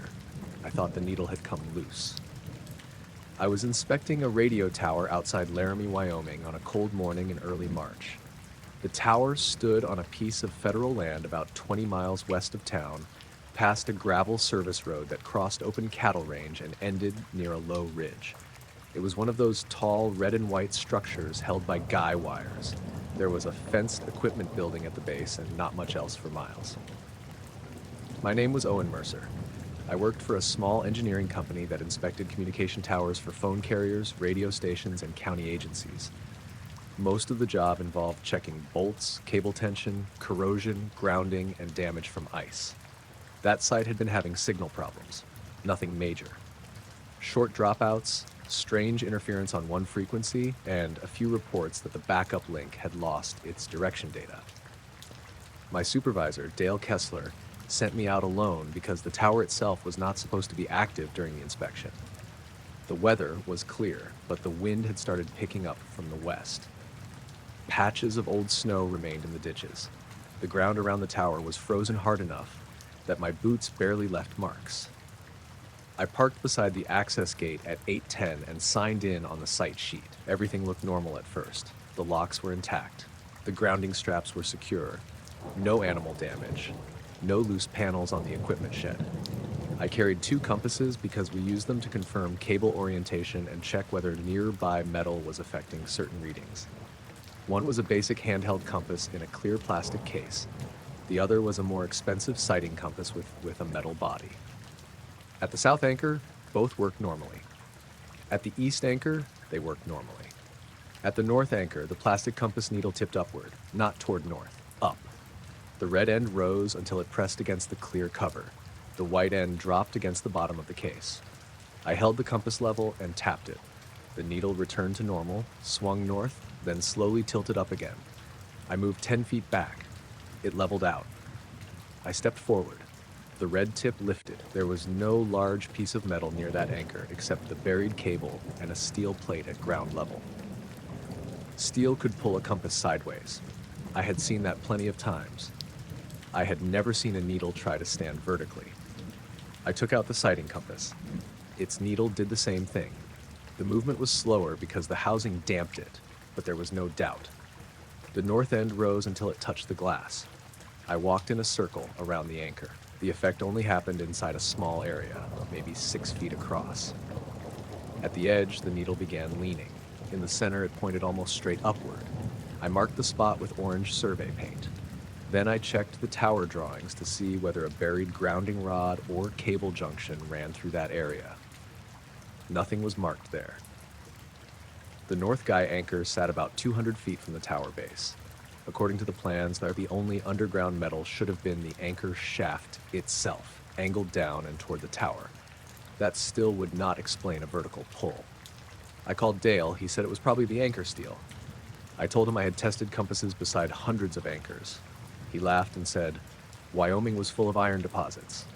I asked if there were any buried electrical lines. He checked the records and said no. Take a reading and move on, he told me. I took out my phone to record the compass. The camera showed the needle lying flat. I looked at the actual compass in my hand. It was pointing up.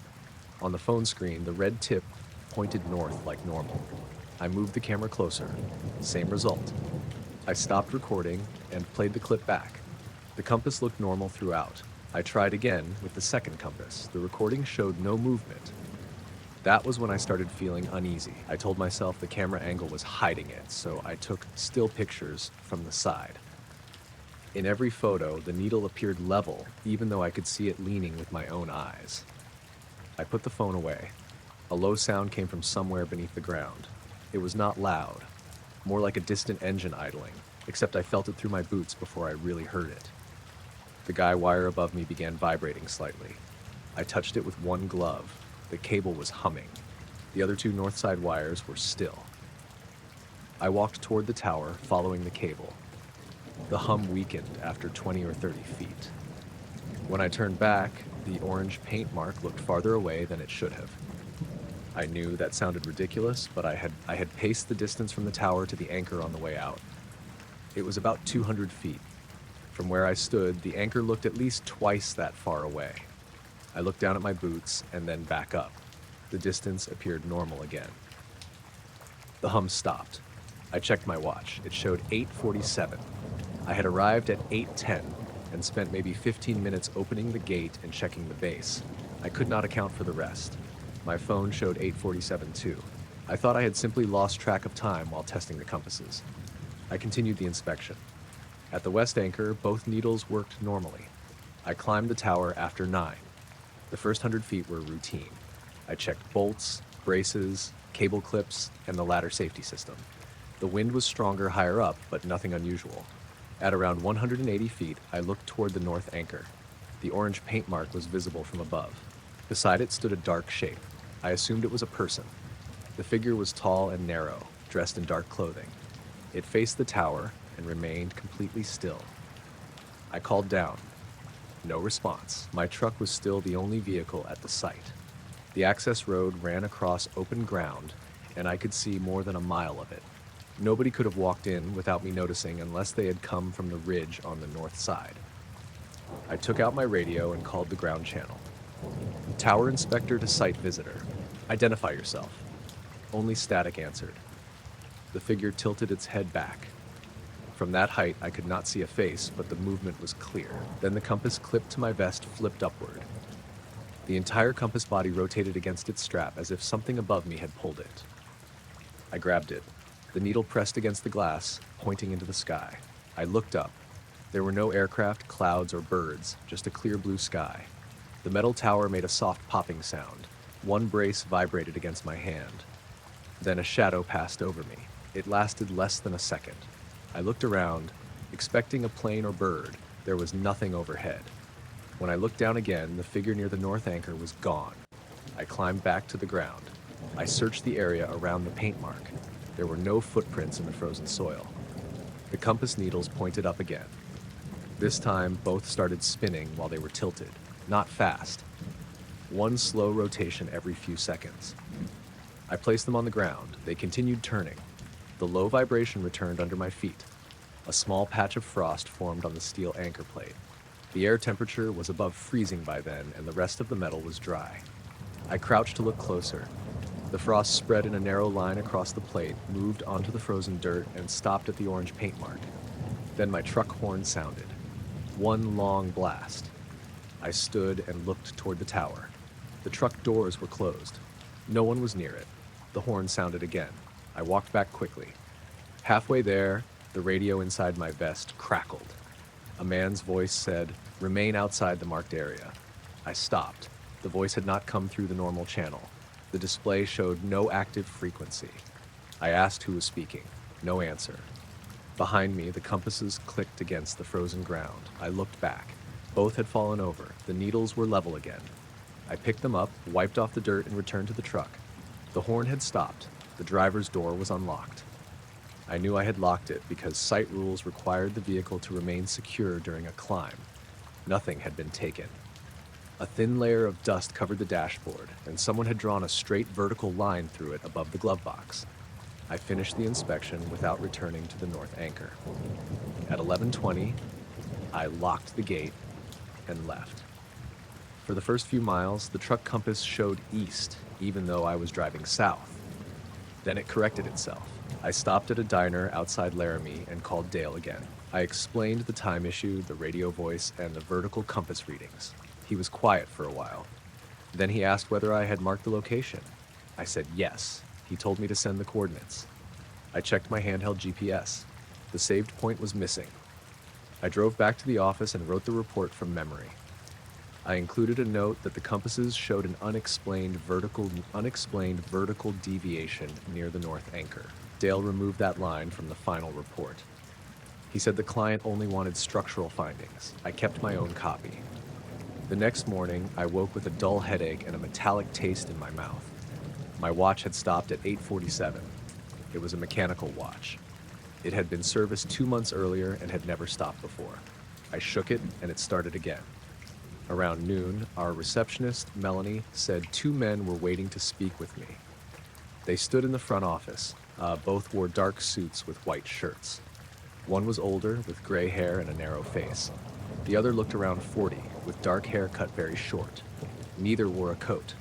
It was 22 degrees outside, with snow blowing across the parking lot. Their shoes were dry. The older man introduced himself as Mr. Alden. He did not give the other man's name. He said they were following up on a navigation equipment issue. I asked if they worked for the tower owner. He said, not directly. The younger man asked how many compasses I had carried. 2. Both analog? Yes. Any digital instruments? A GPS and the truck compass.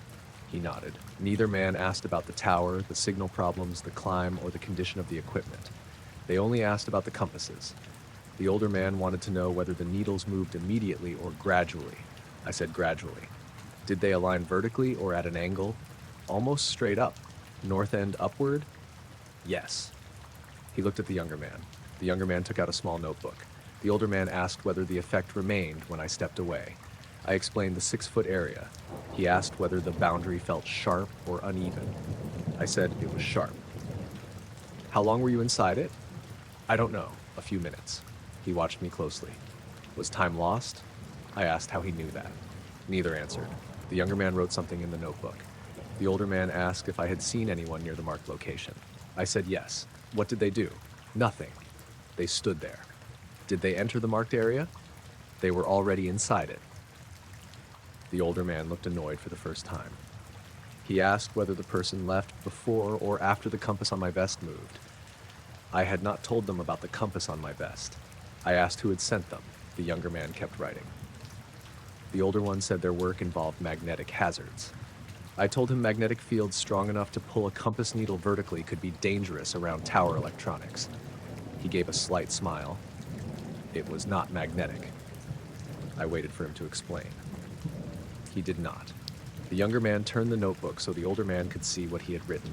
I saw the words before he closed it. Vertical deviation confirmed. I asked what that meant. The older man said they were done. I told them I had photographs and video, though that was not completely true. I had the useless recordings showing normal needles. Neither asked to see them. The younger man only asked, were the compasses taken away from the site? I said yes. Where are they now? I told him they were in my truck. The older man's expression changed. Both of them? Yes. He asked me to wait inside. Then the two men walked out through the front door. I followed them. They crossed the parking lot toward my truck. I shouted for them to stop. Neither turned around. By the time I reached the vehicle, they were gone. There was no car in the lot except mine, Dale's pickup, and Melanie's SUV. The doors to my truck were locked. Inside, the two compasses sat on the passenger seat where I had left them. Both needles pointed straight upward. I unlocked the door. The needles dropped flat the moment I touched the handle. A folded piece of white paper lay beneath them. It was a copy of the tower site plan. The north anchor had been circled. Someone had drawn a second circle 6 feet beside it in a place where the plans showed empty ground. Underneath, typed in small letters, was a date from 1968. I took the paper to Dale. He stared at it for a long time. Then he went to a locked filing cabinet in his office and pulled out an old maintenance folder. The tower had been rebuilt in 1989, but the original structure dated back to the late 60s. The folder contained a report from the first construction crew.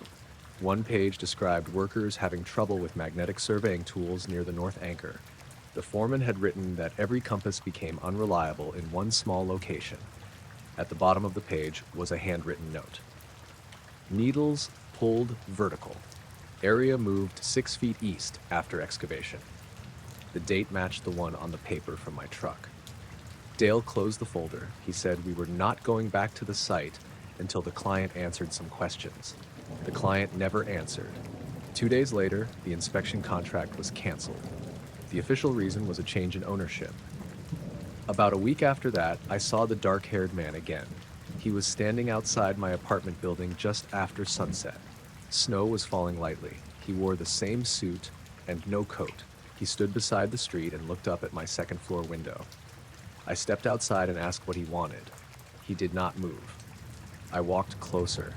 He said, "You should not carry both." I asked what he meant. He looked at the canvas work bag hanging from my shoulder. I had one of the compasses inside. The other was locked in my desk at work. He said, "They do not point toward the location." Then what do they point toward? He looked up. For a second, the streetlights dimmed. A faint white light moved behind the clouds, too slow to be a plane and too wide to be a spotlight. The man watched it until it disappeared. Then he looked back at me. They point away from it.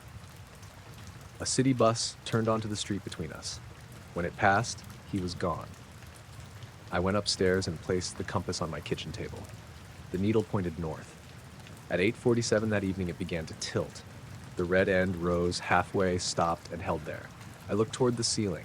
A low vibration passed through the apartment, gentle enough that the glass in the windows barely moved. The compass needle rose another fraction. Then it dropped flat. Outside, something crossed above the building without making a sound. I waited until the vibration stopped, put the compass in a metal toolbox, and drove it back to the office. I left both compasses in Dale's locked cabinet. The next morning, the cabinet was still locked. The compasses were gone. In their place was the younger man's notebook. Every page was blank except the last one. At the top, he had written my name. Below it was a single line. Subject returned home without further deviation. I saw the black shape when I checked the last set of photos in my car. I had been out at Horicon Marsh in Wisconsin since before sunrise, trying to photograph sandhill cranes as they moved south. It was late October, cold and damp, with a solid layer of gray cloud hanging low over the marsh. The light was bad for pictures, but there were hundreds of birds in the area, so I stayed. My name was Claire Donnelly. I worked from home doing medical billing, and bird photography was what I did when I needed to get away from screens and phone calls. I was not a professional, but I had decent equipment and knew the common migration routes. That morning, I parked at a small observation area on the west side of the marsh. There was one other vehicle when I arrived, an old green pickup, but whoever owned it was already out on the trail. The first strange thing happened around 7. A large group of cranes had been feeding in a cut cornfield beyond the water. I had counted roughly 80 through the viewfinder. They were noisy, moving around, lifting and lowering their heads. Then they all stopped at once. Every bird faced north. I had seen flocks react to hawks, dogs, and low aircraft, but usually some birds noticed before the others. This was immediate. 1 second they were feeding. The next, every neck was straight and every head pointed the same way. I lowered the camera and listened. The marsh had gone quiet. The geese stopped calling. The red-winged blackbirds in the reeds stopped too. Even the wind seemed to die for a few seconds. I looked north but saw only low clouds. Then the cranes began walking. They did not take off. They moved together across the field in a tight group, heading toward a drainage ditch. It looked organized in a way I had never seen. None of them spread their wings or called. I took several photos. After maybe a minute, the normal noise returned. Geese called from the water and the reeds began moving again. The cranes broke apart and started feeding as if nothing had happened. I checked my phone. It showed 7:08. The camera clock showed 7:13. I assumed one of them needed resetting. A little later, I moved down the trail toward a raised viewing platform. The clouds were beginning to break in places with brighter patches showing through. The temperature stayed just above freezing and a light mist hung over the open water. I saw the green pickup owner on the far side of the platform. He was an older man with a camouflage jacket and a long camera lens. We nodded to each other but did not talk. A flock of Canada geese came in from the southeast. There had to be 200 of them. They formed a loose V, then split into several groups as they crossed over the marsh. I started taking pictures. Through the viewfinder, I noticed a dark spot above the clouds. That made no sense because the clouds should have blocked anything higher than them. At first, I thought there was dirt on the lens or a dead pixel in the camera screen. I lowered the camera. The spot was not visible with my eyes. I raised it again. The dark shape remained. It was near the upper left corner of the frame, far above the geese. It looked like a black oval, though one side seemed flatter than the other. I changed lenses. The shape was still there. I asked the man on the platform if he saw anything unusual above the geese. He looked up. "Just birds," he said. I handed him my camera. He looked through the viewfinder for several seconds. "What am I looking for?" I pointed to the upper left. He moved the camera around and gave it back. "I don't see anything." When I looked again, the shape was there. It appeared larger. Not much larger, but enough that I could make out a hard lower edge and a softer top that seemed to fade into the cloud layer. It did not move with the clouds. It did not drift or change angle. The geese passed beneath it. I took a burst of photographs. The camera froze after the 9th shot. The screen went black, and none of the buttons responded. I removed the battery, waited, and put it back in. The camera restarted normally. The older man asked if something was wrong. I said the camera had locked up. He told me cold weather did that sometimes. Then he packed his equipment and left. I stayed on the platform. Another group of birds approached from the east. These were cranes, maybe 40 or 50, flying much higher than the first flock. As they came closer to the dark shape, their formation changed. The leading birds veered sharply south. The rest followed, but not smoothly. The flock folded inward, almost colliding with itself. Several birds dropped lower, and one broke away completely. I had never seen cranes turn like that without an obvious cause. They passed below the cloud line and disappeared into the mist. The black shape remained in the same place. I took more photos. This time, the camera worked, but the shutter sounded wrong. It was slower and deeper, as if the mechanism was dragging. After 5 pictures, the viewfinder dimmed. The shape seemed to rotate. I could not tell whether the object itself moved or whether the clouds shifted around it. The flat edge turned slightly toward me, and for a moment, the shape looked less like an oval and more like a narrow vertical line. Then it vanished. There was no movement away. It was simply there in one frame and gone in the next. The marsh noise stopped again. I waited for it to return. It did not. A few geese circled above the water without calling. They landed near the reeds and stood very still. I looked toward the parking area. My car was visible through the bare trees. The green pickup was gone. A person stood beside my car. They were too far away for me to see clearly, but they looked tall and wore dark clothing. They were not moving. I raised the camera and zoomed in. The viewfinder showed an empty parking lot. I lowered it. The person was still there. I tried again. Through the camera, nobody stood beside the car. I started walking back. The person remained in place until I reached the lower part of the trail. Then a patch of mist moved across the parking area. When it cleared, the person was gone. I stopped about 50 yards from my car. There were no other vehicles, no footsteps on the gravel. The ground beside my driver's door was wet and soft, but it showed no prints. A faint tapping came from the roof. 3 quick taps. I thought a branch had fallen, but there were no branches above the car. I unlocked the door and looked inside. Nothing seemed disturbed. My camera bag was where I left it. My thermos sat in the cup holder. The passenger seat was empty. I got in and locked the doors. The tapping came again, this time from the rear window. I turned around. There was nothing outside. I started the engine and backed out. As I drove toward the main road, a group of cranes rose from the field beside me. They flew low across the road, forcing me to stop. There were fewer than there had been earlier. I could not have said exactly how many. I had not been counting once they spread out. Still, the field looked strangely empty. The flock crossed in front of the car. One bird near the back flew with its legs hanging down. It seemed tired or injured. It lost height, recovered, then followed the others toward the marsh. Behind the flock, above the clouds, the black shape appeared again. I saw it through the windshield this time. It was much farther north, nearly hidden by the gray sky. It looked flat and dark, like a hole cut into the clouds. I grabbed the camera from the passenger seat. Before I could take a picture, the radio filled with static. A low tone came through the speakers. The dashboard clock changed from 9:26 to 9:26 again, blinking as if the car had lost power, though the engine kept running. The flock disappeared over the reeds. The black shape faded until I could not separate it from the clouds. I drove home. I lived outside Beaver Dam in a 1-story house with a small backyard and a row of pine trees behind it.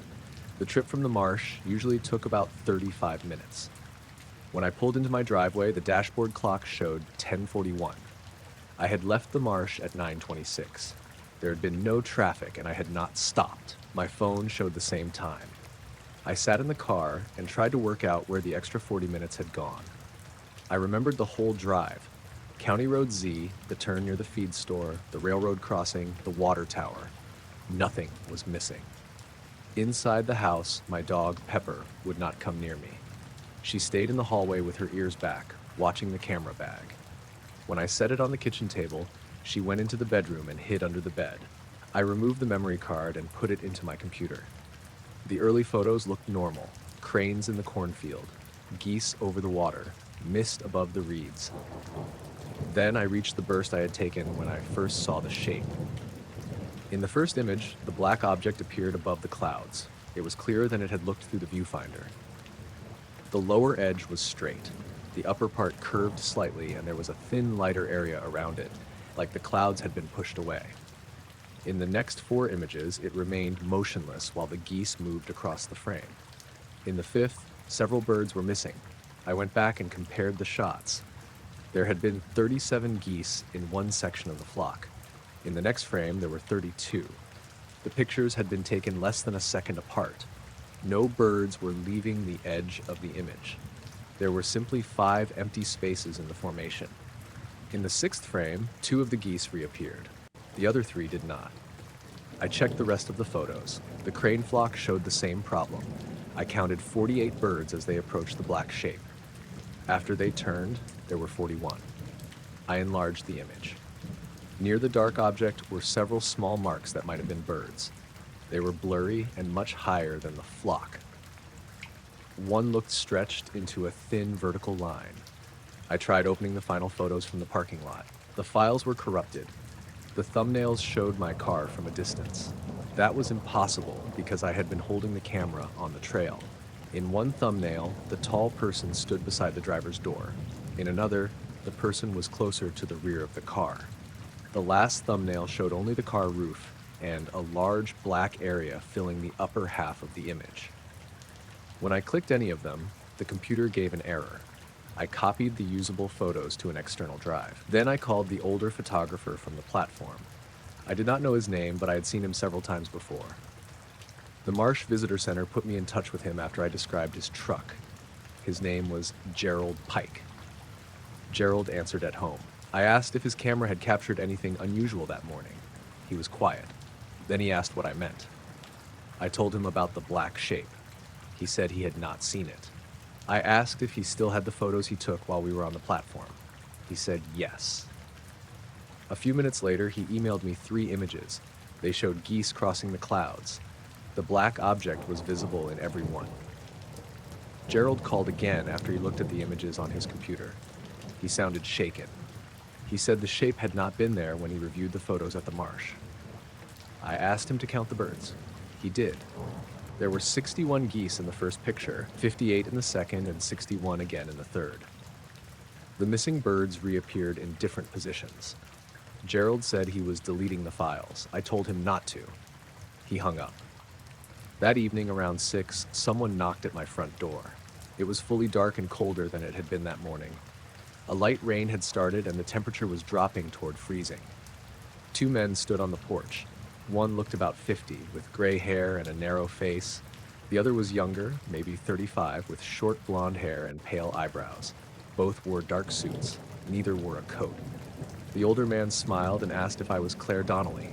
I said yes. He told me they were conducting a wildlife survey connected to migration changes in the area. I asked for identification. He showed me a card inside a black wallet. I saw a seal and some text, but he closed it before I could read the agency name. The younger man asked if I had been photographing birds at Horicon that morning. I said I had. What time did the main flock pass the north observation platform? I told him I was not sure. He asked whether I had seen anything above the cloud layer. I did not answer. The older man said, "Did you notice any missing birds afterward?" The question was so specific that I felt my stomach tighten. I asked what he meant by missing. Fewer returning than entered the area. I wasn't counting them. The younger man watched me. Not at the time, he said. I had not told them I counted the birds in the photos. I asked who sent them. The older man ignored the question. He asked if any birds had fallen from the flock. I said no. Did any return from above the cloud cover? I don't know. Did you hear them? Hear what? The ones that returned. Neither man seemed interested in the photographs themselves. They did not ask to see my camera or files. They only asked about the number of birds. The younger man took out a small notebook. How many were absent in the first sequence? He asked. I said I had not counted. He waited. I told him 3 geese remained missing between frames. He wrote it down. And the cranes? 7. The older man's expression changed slightly. 7 remained absent? Yes. He looked at the younger man. The younger man wrote another line. I asked what happened to them. The older man said, "They may not have been absent." That doesn't make sense. It depends on where the count was made. I told them to leave. The older man remained polite. He thanked me and stepped back from the door. The younger man looked past me toward the kitchen table where my camera sat. He asked if the original memory card was still inside the house. I said yes. He nodded. Keep it indoors tonight.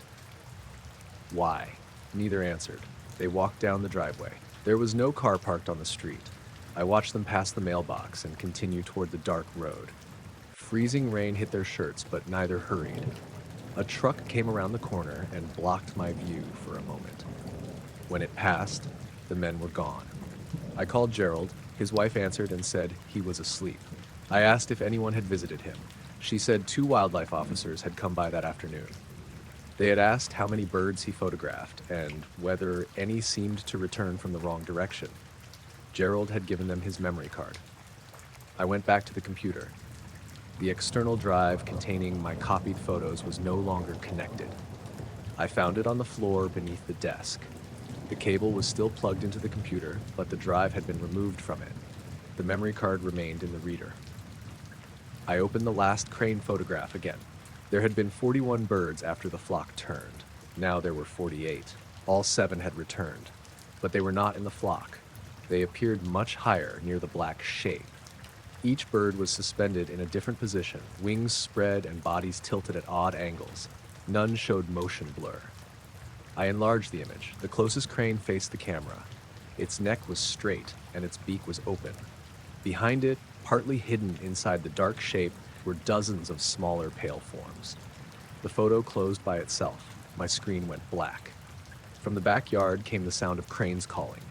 It was loud enough to fill the house. Pepper began barking from under the bed. I turned off the kitchen light and looked through the back window. 7 cranes stood in the yard between the pine trees. They were spaced evenly apart.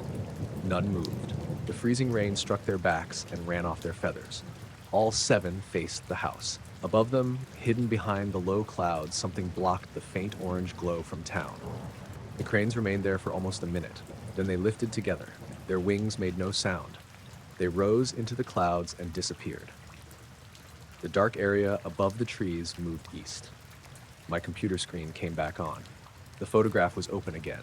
The 7 cranes were gone from the sky. At the bottom of the frame, beside my parked car, stood 2 men without coats.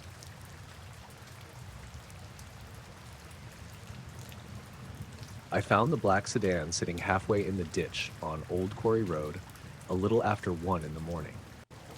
The call had come through county dispatch as an abandoned vehicle, no driver located. That usually meant somebody had slid off the road, walked home, and planned to deal with it later. It had been raining since evening, and the temperature had dropped enough that the shoulders were starting to freeze. My name was Travis Bell. I drove nights for Miller's Towing outside Morgantown, West Virginia. We handled police impounds, wrecks, dead batteries, whatever came in after the other guys went home. Old Quarry Road ran through a narrow valley west of town. There were a few houses near the main highway, but after that, it was mostly woods, old mine land, and one closed limestone operation. Cell service dropped in and out.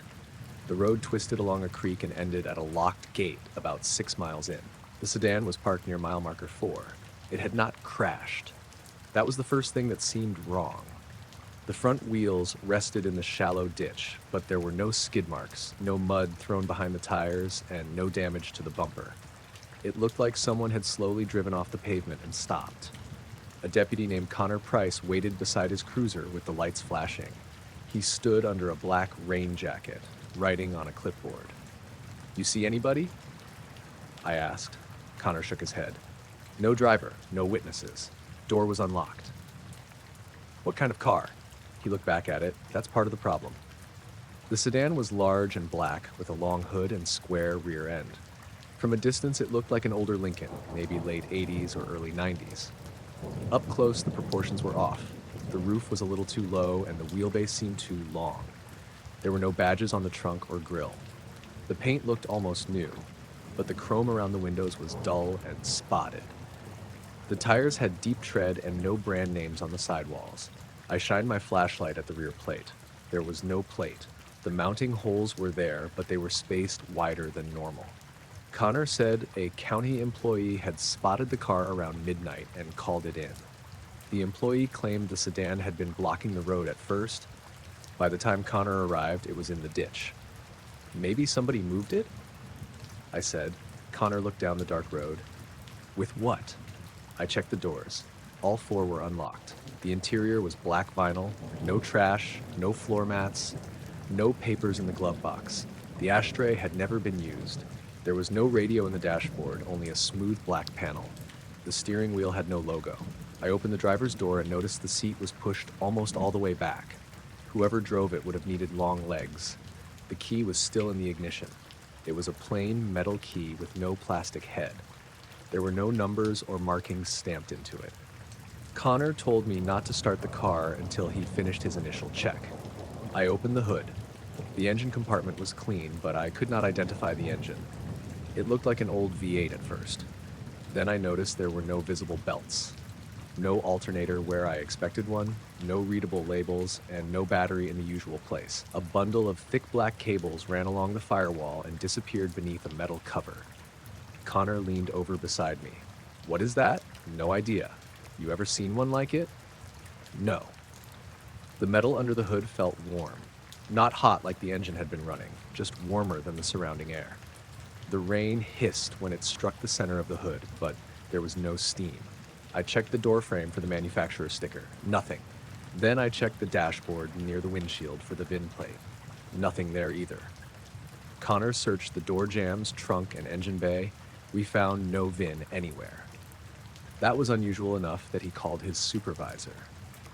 While he talked, I walked around the car and checked the ground. There were tire impressions in the ditch, but only directly under the wheels.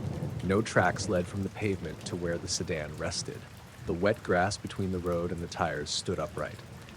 I pointed that out when Connor finished his call. He stared at the ditch, then crouched with his flashlight. "That's not possible." "It had to get down there somehow." He touched the grass. Water ran off the blades. None were bent. We looked at each other without saying anything. A low sound came from inside the car. It was faint and steady, like an electric motor running behind a wall. The sedan's headlights turned on. Neither of us was near the switch. The beams were pale and wide. They lit the trees across the road, but the light did not look right. It had no clear center. Everything in front of the car became flat and gray.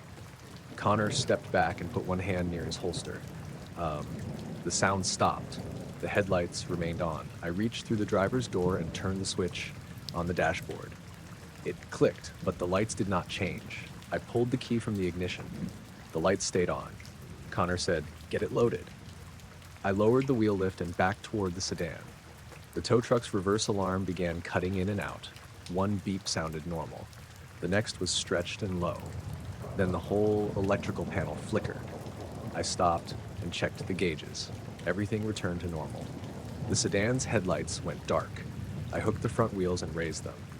The car was heavier than it looked. My truck could handle it, but the hydraulics strained more than they should have. As the sedan lifted, water ran from underneath. It was clear at first, then darkened into something that looked almost black on the wet pavement. It had a metallic smell, sharp and bitter. Connor shined his light beneath the car. There was no exhaust pipe. There was no drive shaft either. The entire underside was covered by smooth black panels. "You sure this is a car?" he asked. I thought he was joking, but he looked serious. I secured the steering wheel, attached the safety chains, and checked the rear wheels. One tire slowly turned while I stood beside it. The car was lifted at the front, transmission in park, and the ground beneath the rear tire was flat. There was no reason for it to move. I put my boot against it. The tire stopped. When I stepped away, it began turning again. Connor told me to leave it. We drove back toward town with his cruiser following behind. The sedan swayed less than any car I had ever towed. Even on sharp curves, it remained straight. It felt like I had attached something fixed to the road behind me rather than a vehicle. At the old quarry gate, my radio filled with static. A voice came through for half a second. It sounded like a man saying my last name. I called dispatch. No answer. The static became a low humming tone. Then the truck's dashboard clock changed from 1:38 to 1:12. I tapped the screen. It stayed at 1 to 12 for several seconds, then jumped forward to 1:49. I checked my phone. It showed 1:49. I had no memory of the previous 11 minutes. I was still driving on Old Quarry Road, but I had passed the turn near the abandoned mine office without noticing. Connor's cruiser remained behind me. I called him on the radio. He answered immediately. "You okay?" "Did we stop?" "No." "What time do you have?" He paused. 1:49. "Were we just back at the quarry gate?" Another pause. "I thought so."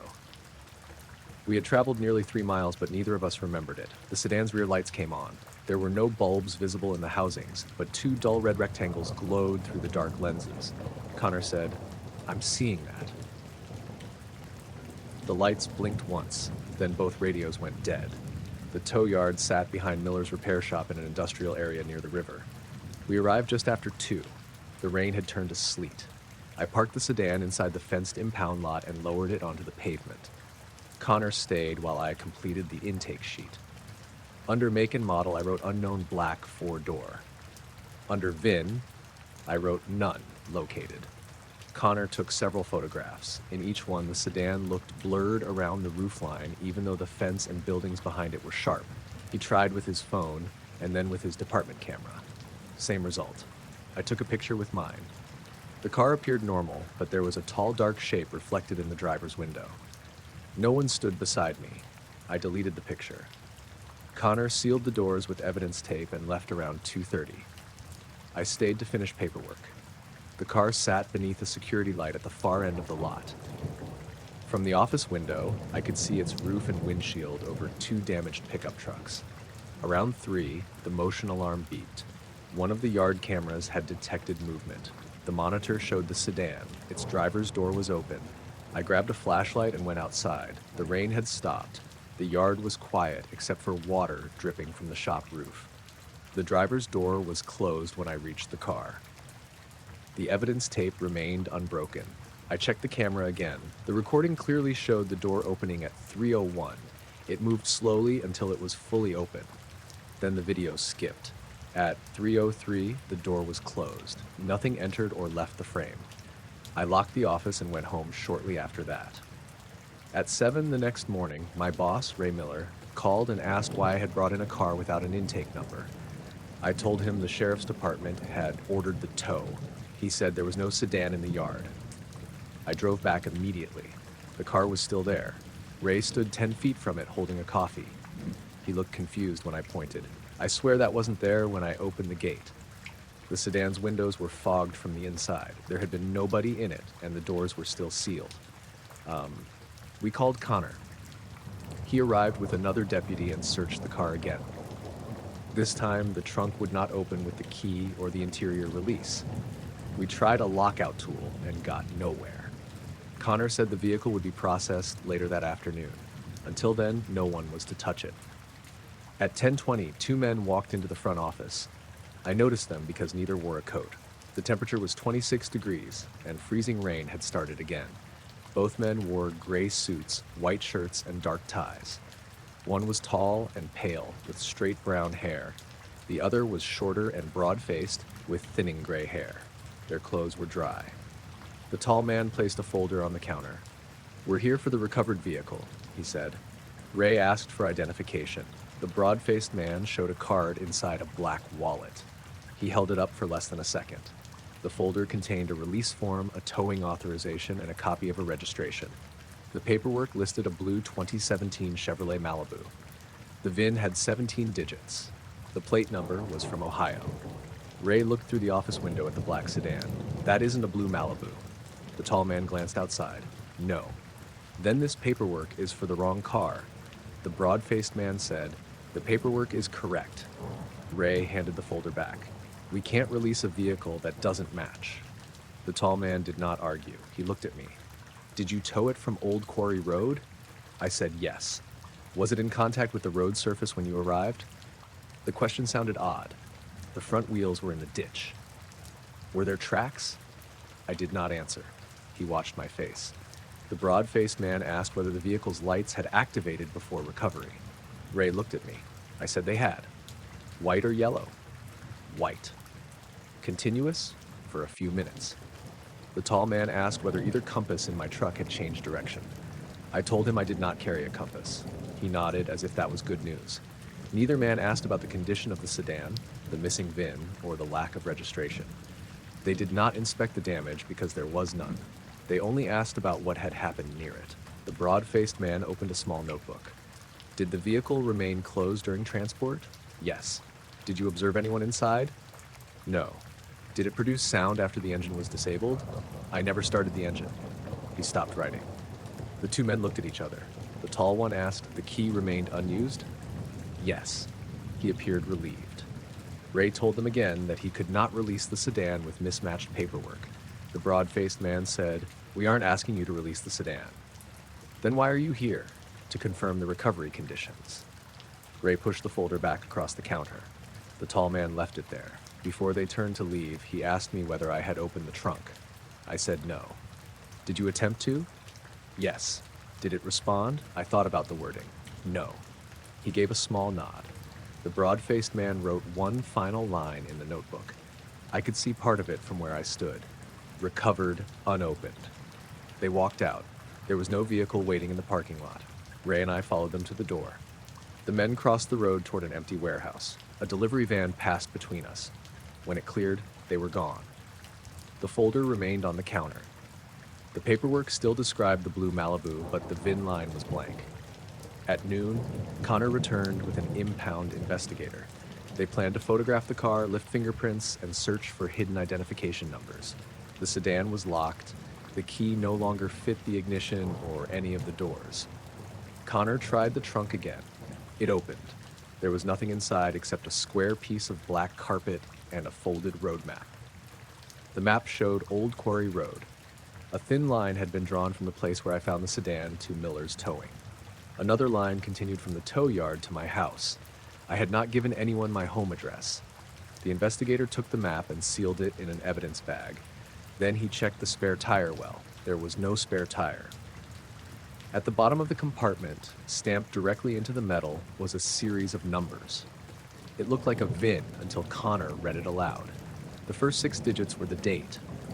The next 4 were 01112, the time my dashboard clock had changed to. The final digits matched the last numbers of my tow truck's license plate. Connor stopped reading. The broad-faced man's notebook was lying on the ground beneath the rear bumper. It had not been there earlier. Every page was blank except one. The writing read, "Vehicle remained with recovery operator for 47 minutes. I told Connor the tow had taken longer than that. He checked his report. According to his dispatch log, we left Old Quarry Road at 1:38 and reached the tow yard at 2:25. 47 minutes exactly. We had arrived around 2, or at least that was what both of us remembered. The security system showed the gate opening at 2:25. The office camera showed me entering at 2:26. There was no recording of the missing time. The county decided to move the sedan to a secured evidence garage. A flatbed arrived at 4. The driver winched the car onto the deck because nobody could get it into neutral. The rear wheels remained locked, but they left no tire marks on the wet pavement. As the truck pulled away, the sedan's headlights came on. The driver stopped and got out. The lights shut off before he reached the cab. Connor followed the flatbed to the county facility. I went home after my shift. A black sedan sat across from my house when I arrived. For a few seconds, I thought the county truck had somehow brought it there. Then I noticed this car had a rear plate. It was an Ohio plate. The same number listed on the paperwork for the blue Malibu. No one sat in the driver's seat. I stayed in my tow truck and called Connor. He answered from the evidence garage. The original sedan was parked in front of him. I looked across the street. The other car's rear door opened. It remained open for several seconds. Nothing got out. Then the interior light came on. The back seat was empty, but the upholstery was wet. Water dripped onto the pavement even though it had stopped raining. A low humming sound came through my truck's radio. The dashboard clock changed to 1:12. The sedan's rear door closed. It pulled away from the curb without headlights and drove toward the end of the street. I followed it for 2 blocks. At the next intersection, a blue Chevrolet Malibu crossed in front of me. When it passed, the black sedan was gone. I drove home, locked the doors, and called Ray to tell him I would not be coming in the next morning. Before I went inside, I checked the back of the tow truck. A plain metal key lay in the wheel lift. It had no plastic head and no markings. Tied around it was a paper tag. The tag listed my truck's year, make, model, and correct VIN. Under vehicle color, someone had written black.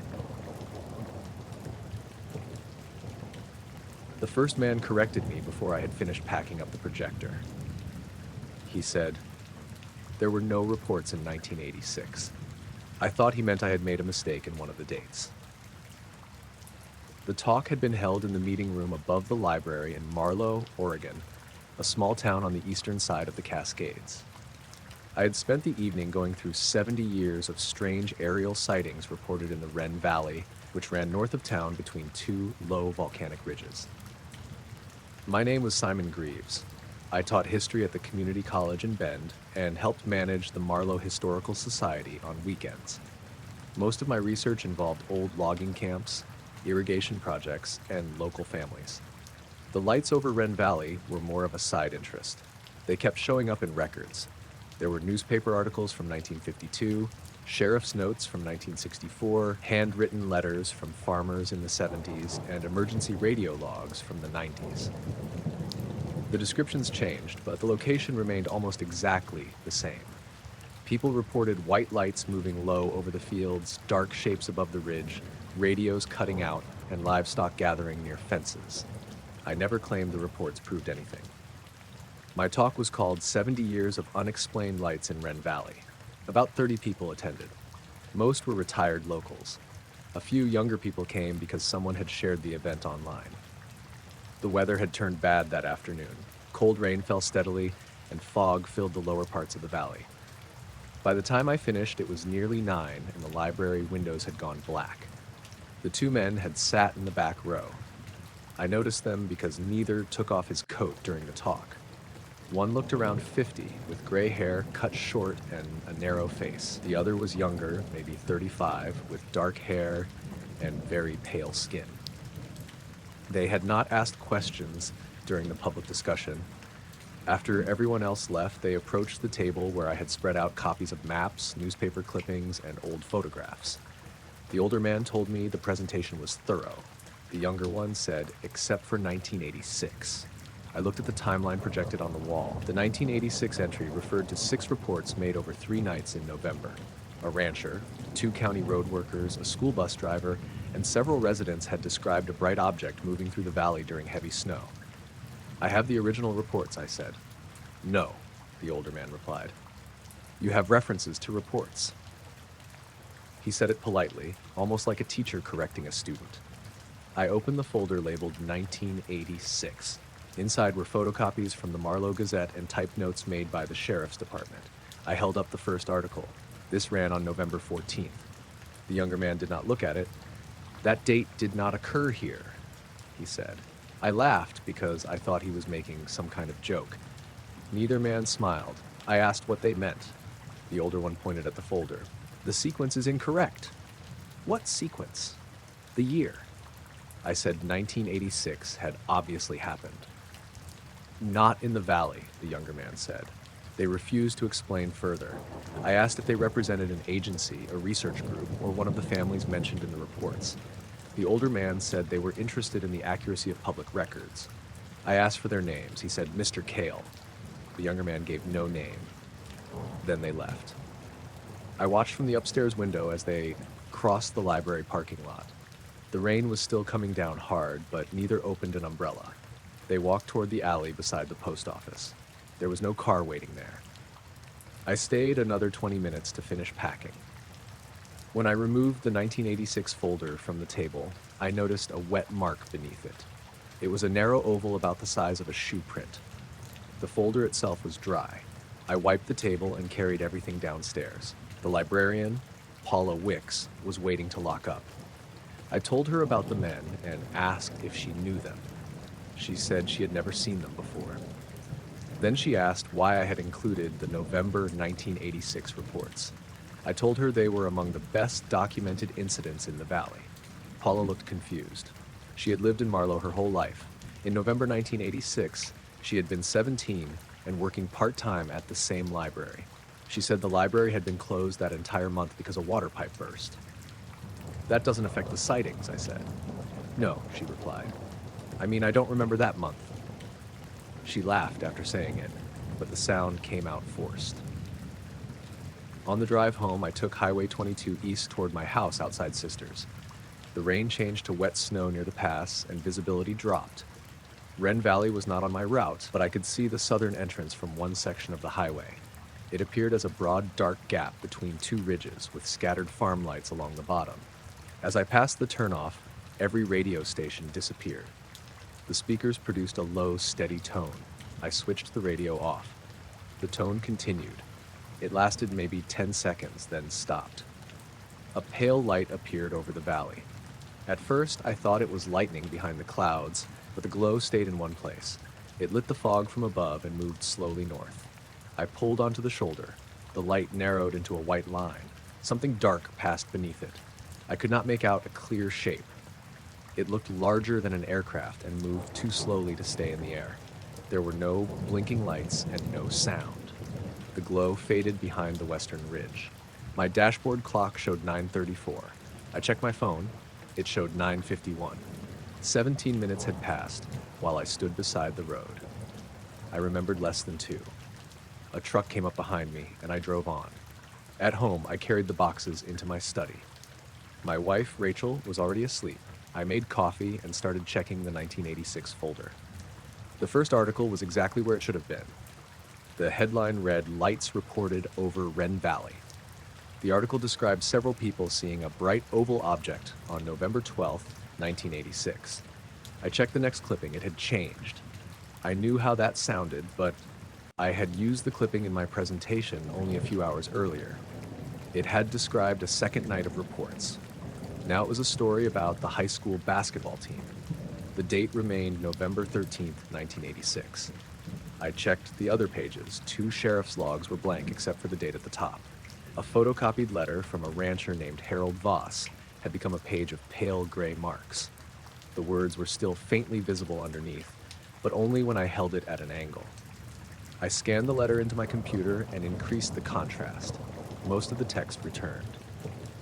Harold described seeing a white light above his cattle field around 3 in the morning. The cows had gathered in a tight circle and refused to move. His kitchen clock stopped. His wife heard someone walking around the house. Near the bottom was a line I had never noticed. 2 men visited the following day and asked whether the light had arrived before the snow or after it. I read the sentence several times. Then I heard 3 taps on the study window. The window faced the side yard. There was no porch outside and no tree close enough to touch the glass. I stood up. 3 more taps came from the same spot. I turned off the desk lamp and looked outside. Snow had started collecting on the grass.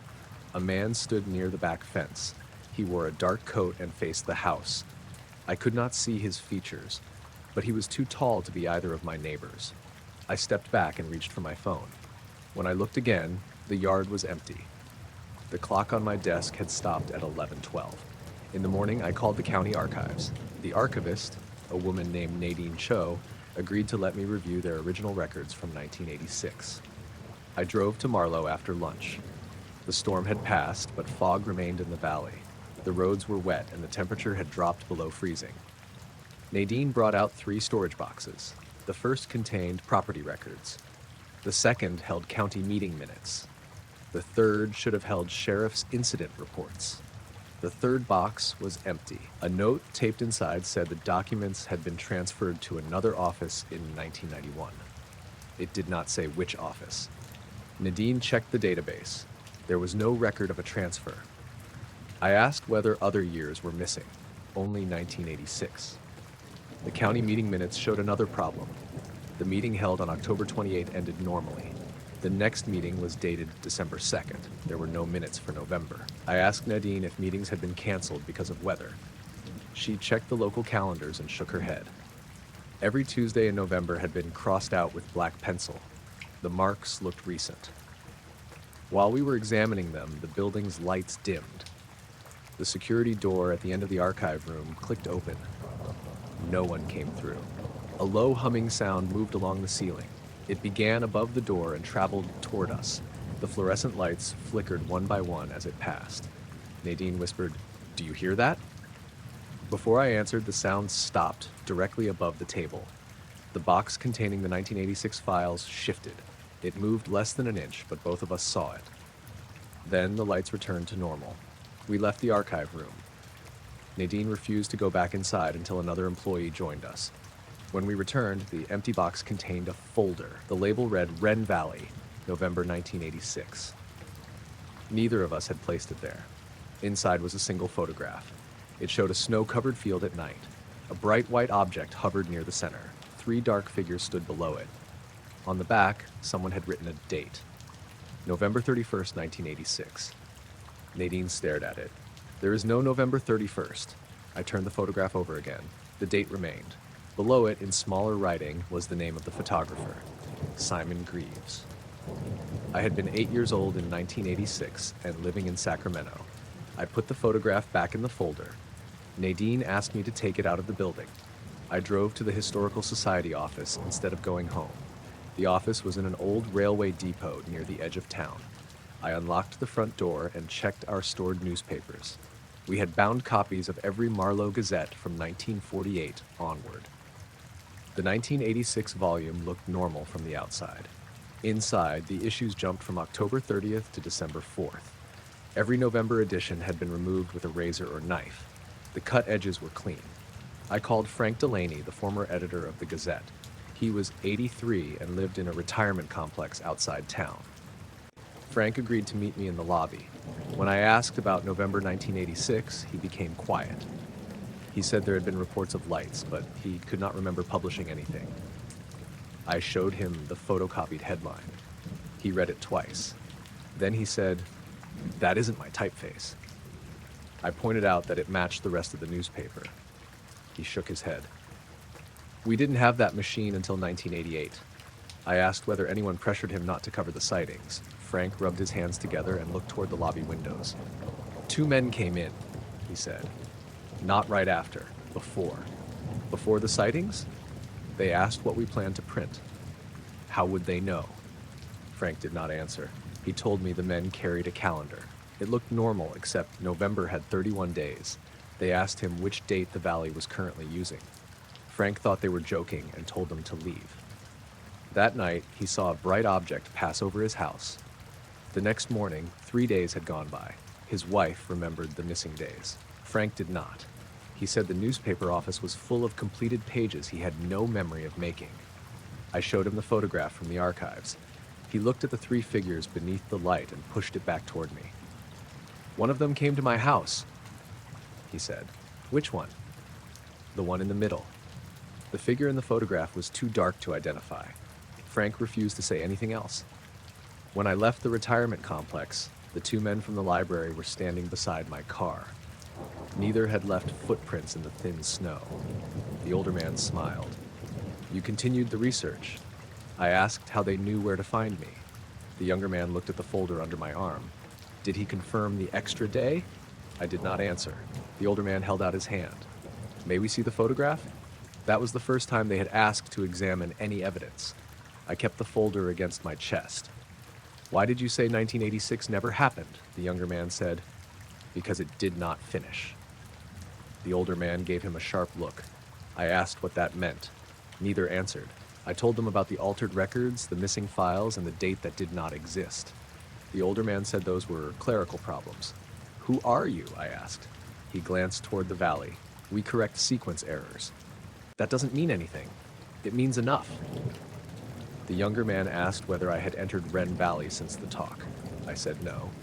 He looked relieved. Then he asked if I had heard my name spoken when the radio failed. I had not mentioned the radio. I asked them why the valley mattered. The older man said, "The valley is not the concern." "What is?" "The year." They walked away before I could stop them. A dark sedan waited near the exit. The road was narrow and I saw no driver inside. The rear door opened as the men approached. Both climbed into the back. The sedan left without its headlights. I drove home before sunset. Rachel was in the kitchen when I arrived. She said I looked sick. I showed her the photograph. She studied it for a few seconds. "Why are you in this?" I thought she meant the name on the back, and she pointed at the field.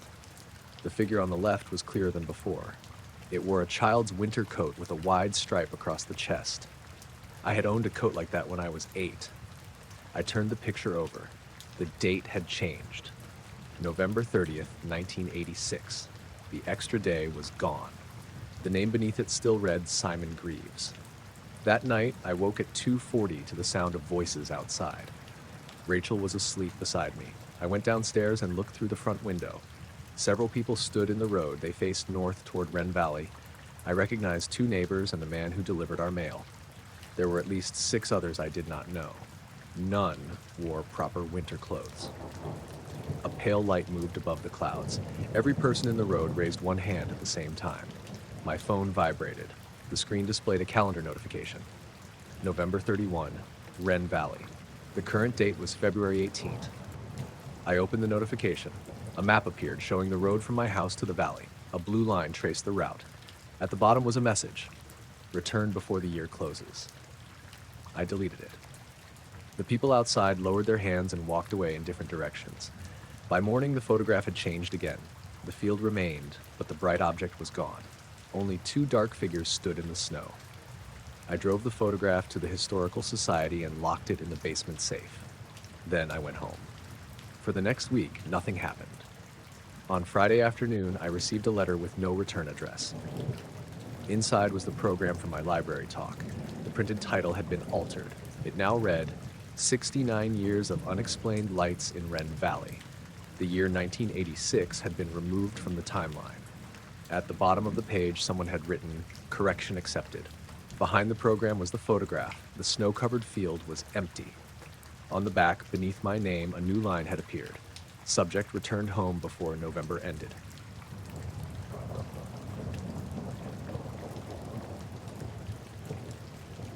The first alarm came on at 1:16 in the morning and cleared itself before I could stand up. I was working the overnight shift at the North Fork Water Treatment Plant outside Cedar Bluff, Iowa. The facility supplied drinking water to the town and a few smaller communities along the river. Most nights were quiet. I checked chemical levels, watched the intake pumps, filled out logs, and walked the building every hour. My name was Marcus Hale. I had worked there for 9 years. That night in early June was warm and still. There had been storms the day before, but the sky had cleared by sunset. No wind, no rain, and no lightning close enough to affect the equipment. The alarm appeared on the main control screen as low intake pressure. Before I could acknowledge it, the warning disappeared. The pressure reading returned to normal. I checked the event history. It showed the alarm lasting less than 1 second. That happened sometimes when a sensor failed or a signal cable picked up interference. I made a note and kept watching. About 3 minutes later, the raw water temperature dropped from 68 degrees to 41. It stayed there for 4 seconds and jumped back. The water came from the river. A drop that large was impossible unless the sensor had malfunctioned. I switched to the backup temperature probe. It showed the same thing. Then the chlorine feed rate increased by itself. Not much, about 6%. I switched it back to manual control and reduced it to the normal level. The system immediately moved it up again. I thought one of the automatic settings had been left active, but every control showed manual. I checked the remote terminal in the chemical room. It also showed the feed pump increasing without a command. I called my supervisor, Greg Maddox. He answered half asleep and asked if the water quality readings were within limits. They were. He told me to restart the control software if it happened again and call the electrical contractor in the morning. While I was still on the phone, every flow meter in the plant dropped to 0. The pumps kept running. I could hear them through the walls. The pipes were vibrating. Water continued moving through the treatment basins, but the screens showed 0 flow from the intake all the way to the distribution pumps. Greg was fully awake after that. He told me to check the physical gauges. I walked to the main pipe gallery. The mechanical gauges showed normal pressure. The pumps sounded steady. No leaks, no broken valves, no unusual vibration. Then the overhead lights dimmed. They did not flicker.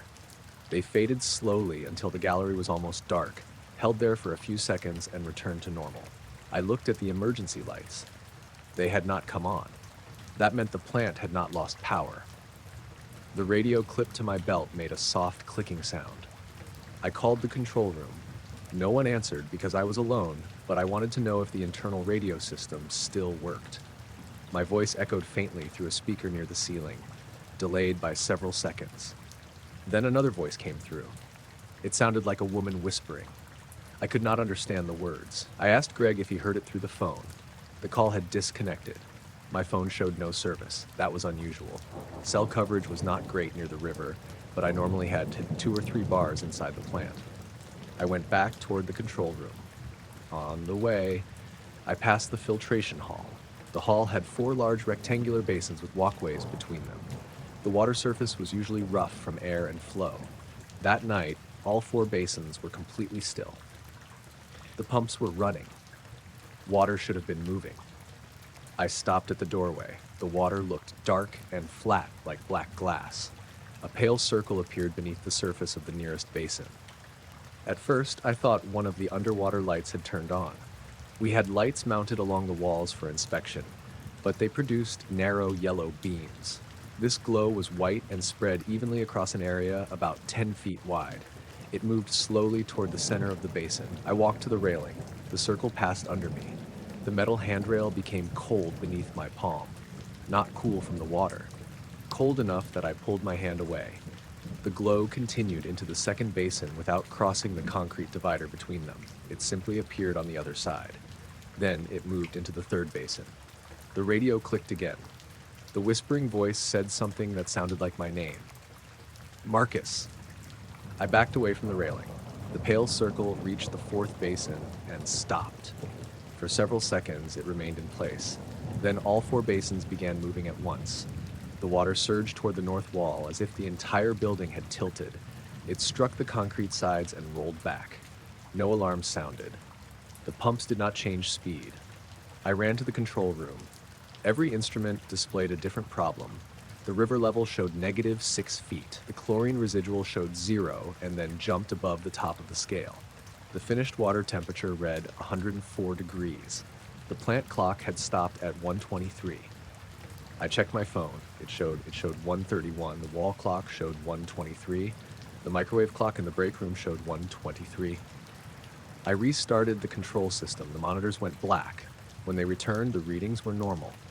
The event log contained no alarms after 1/16. The pressure drop, temperature change, feed adjustment, and zero flow were gone. The plant clock still showed 1:23. I called Greg from the landline. He answered immediately and asked why I had hung up. I told him what happened. He said we had only been disconnected for about 30 seconds. I looked at my phone. It showed 1:32.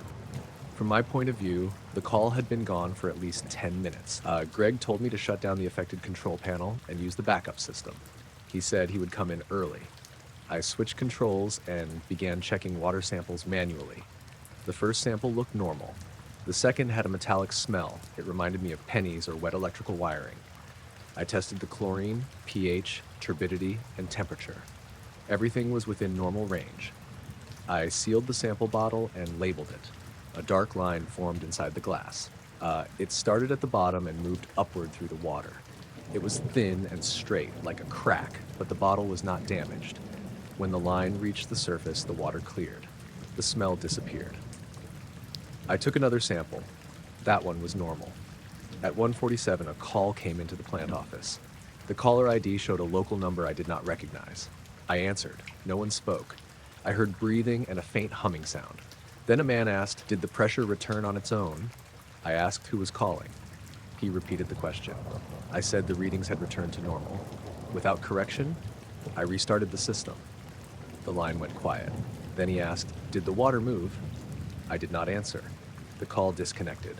I wrote down the number and tried calling back. A recorded message said the number was not in service. Around 2, I heard something outside the control room. It sounded like someone walking along the covered walkway between the main building and the intake station. The exterior doors were locked. The front gate required a code, and security cameras covered the entire property. I looked at the camera monitor. The walkway was empty. The footsteps continued, slow steps on metal grating. They stopped outside the side door. The handle moved down.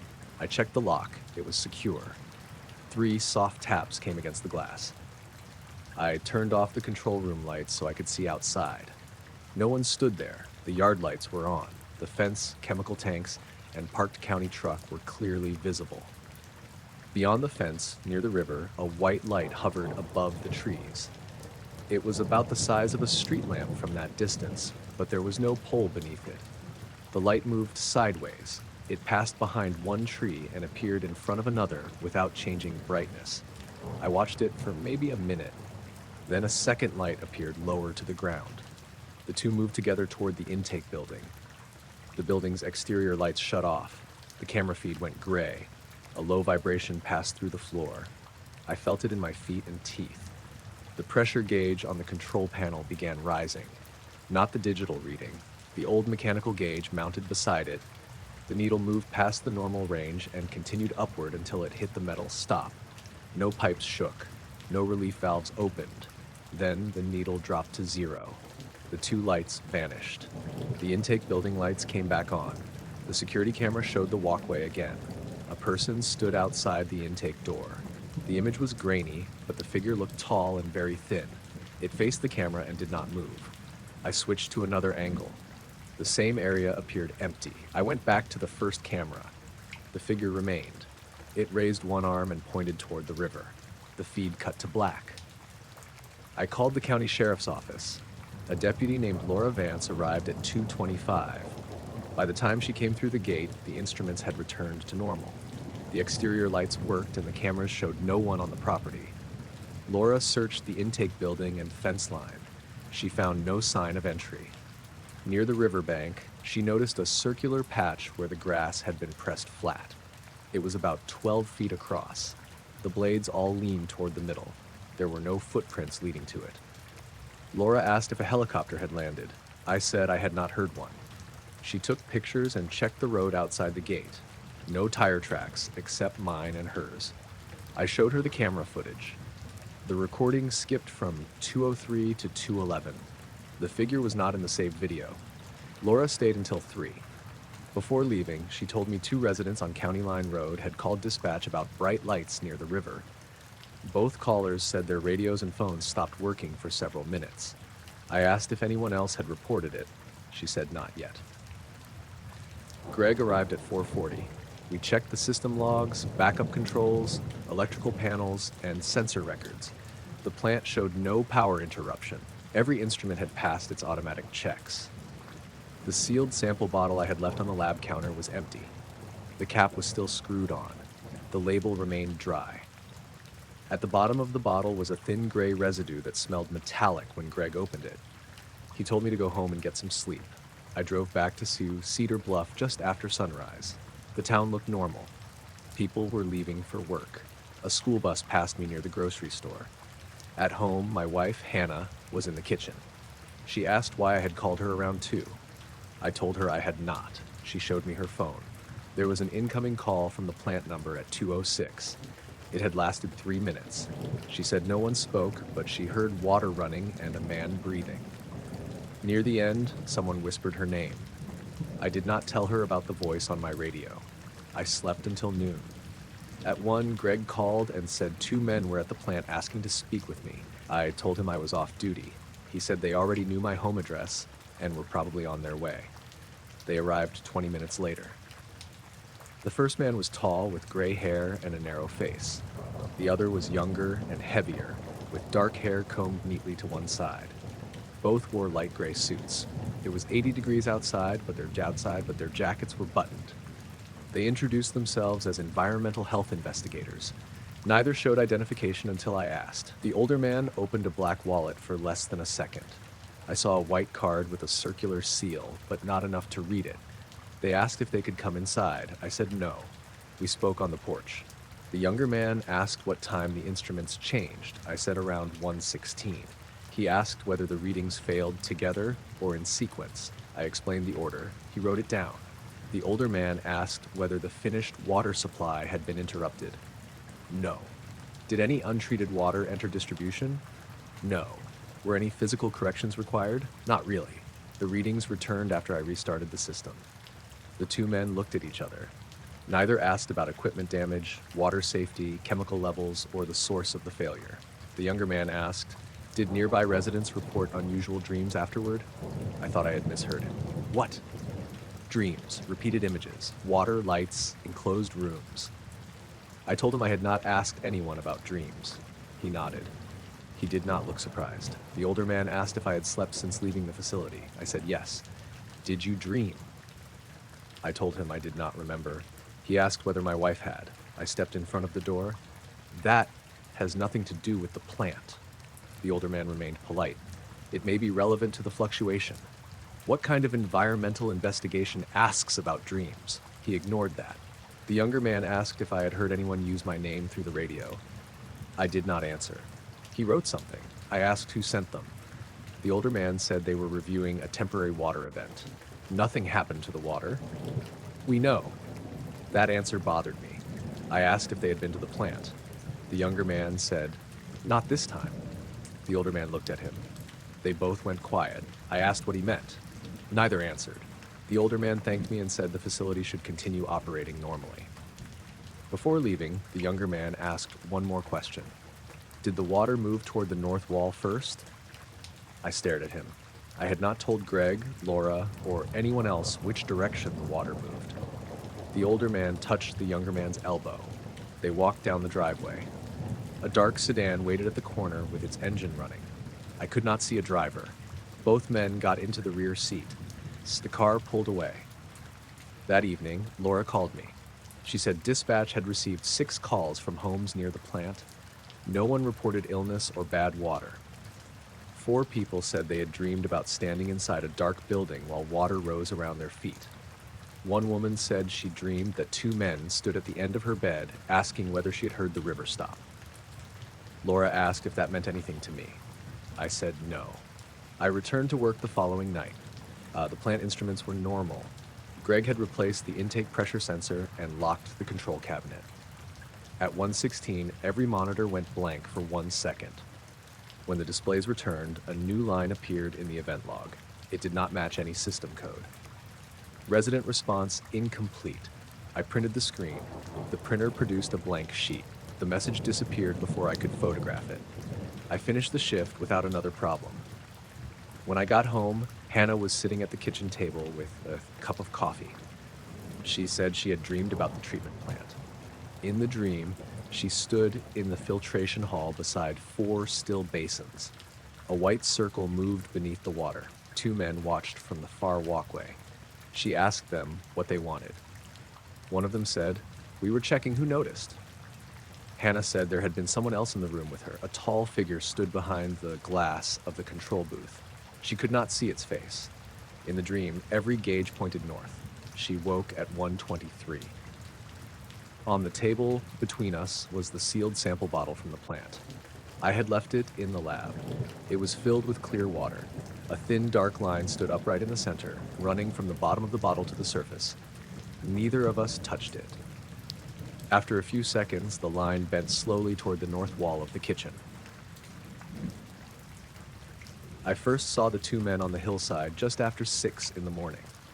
I had gone out to count short-eared owls near a stretch of open moorland outside Hexham in Northumberland.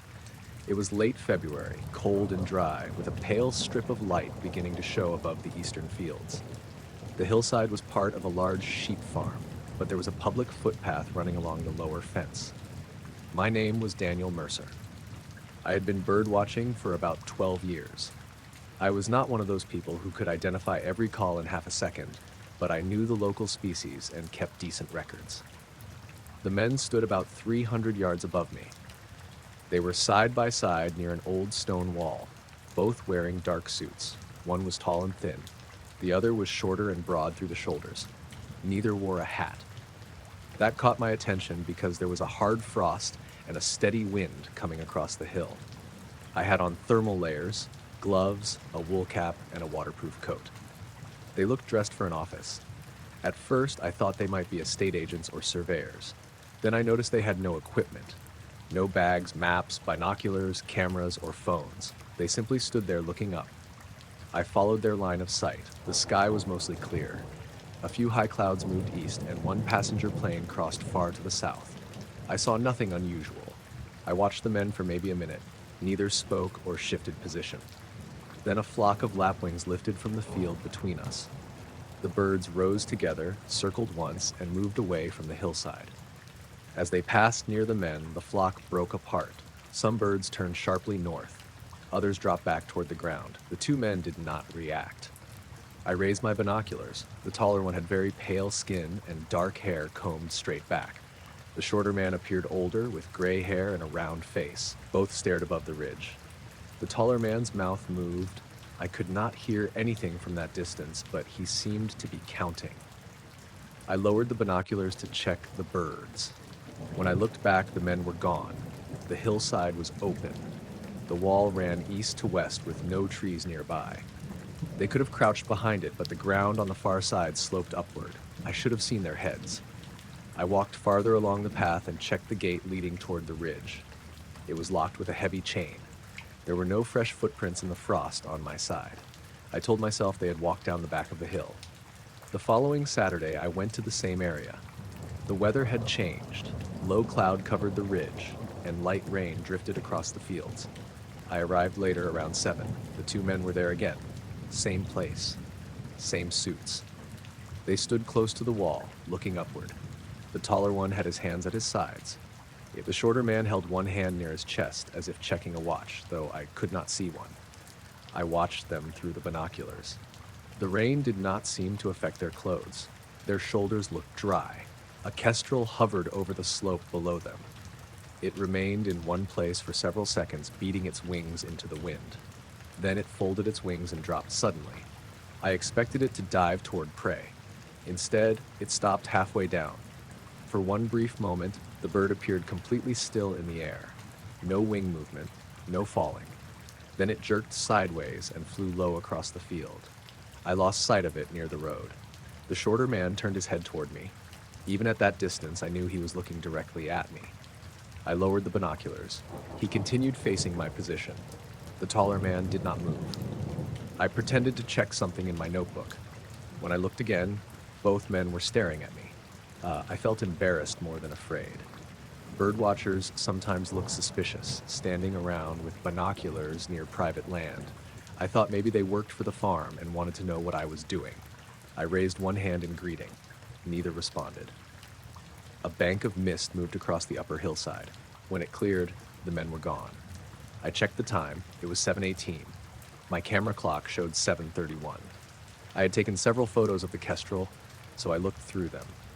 The first images showed the bird hovering. In the background, the two men stood beside the wall. In the final photo, the kestrel had vanished. The men remained, but both were facing the camera. I enlarged the image.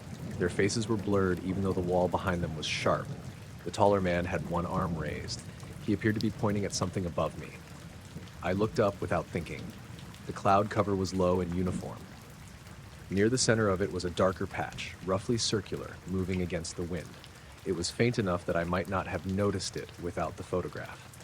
I watched it drift toward the ridge. A low humming sound passed over the field. It was not loud. I felt it in my jaw more than I heard it. Every sheep on the hillside stopped grazing. They turned their heads toward the dark patch. The humming ended. The sheep returned to normal. I left soon after that. Over the next month, I saw the men 4 more times. Always at dawn, always on the same part of the hillside. They never arrived while I was there. They were simply present when I looked up. They never carried equipment. They never watched birds, livestock, vehicles, or people. Only the sky. The third time, the taller man stood several feet away from the shorter one. He kept looking north while the shorter man stared straight up. A small white light moved above them. It did not blink. It traveled slowly across the clouds, stopped, then moved backward along the same path. I took out my phone.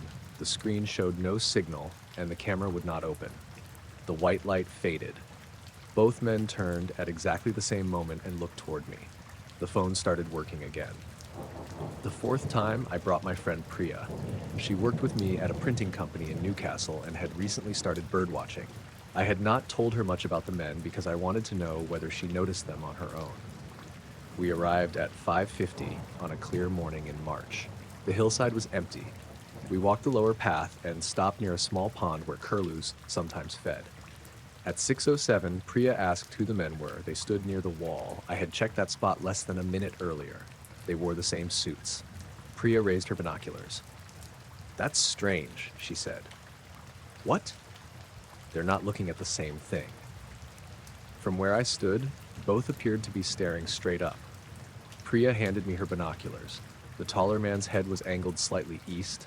The shorter one looked west. Their eyes seemed fixed on separate points. I scanned the sky. 2 faint lights moved high above the ridge. One approached from the east, the other from the west. They traveled at the same speed. As they came closer together, the men slowly turned their heads.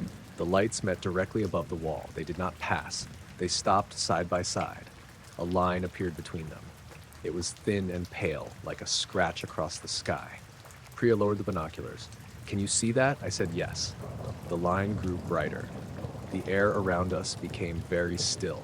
The wind dropped completely, and the reeds beside the pond stopped moving. Somewhere behind us, a skylark began singing. The call repeated the same short pattern over and over without changing.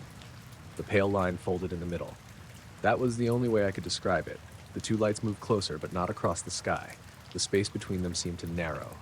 Then both disappeared. The wind returned. The skylark stopped. Priya checked her phone. It was 6:26. Mine showed the same time. We had arrived at the pond around 6. The event had felt like 2 or 3 minutes. Neither of us remembered the missing time.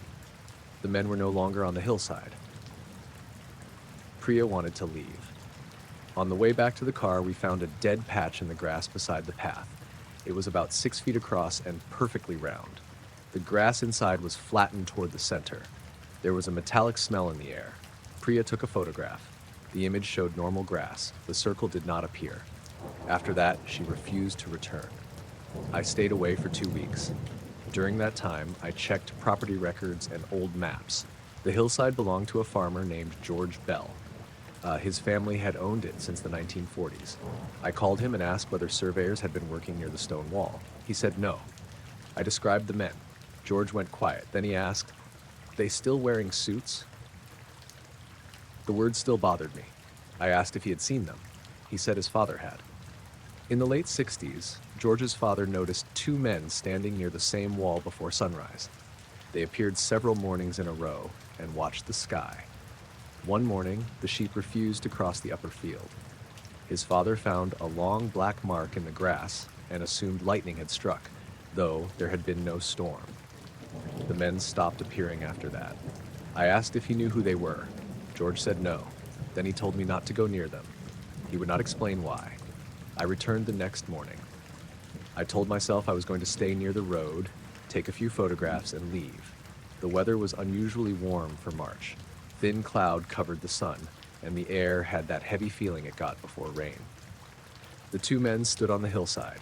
This time they were lower down. They had crossed the wall and moved into the field closest to the public path. I stopped. The shorter man raised one hand. He pointed toward the gate. The chain was gone. The gate stood open. I did not move. The taller man looked above my head. A faint ticking sound came from inside my camera bag. I opened it. The spare batteries were warm. My compass, which I carried for walking routes, spun slowly inside its plastic case. The red needle made one full turn and stopped, pointing uphill. The shorter man lowered his hand. Both turned and began walking toward the wall. Their movements looked normal, but they covered ground too quickly. With each step, they seemed several feet farther away than they should have been. I followed at a distance. I did not cross the gate. I stayed on the path and watched through binoculars. The men reached the wall. They did not climb it. They stopped in front of the stones and disappeared, not behind it. One moment they stood there. The next, the hillside was empty. The humming returned. A dark shape appeared above the clouds. It was large and flat with no clear edges. The clouds moved around it but never crossed in front of it.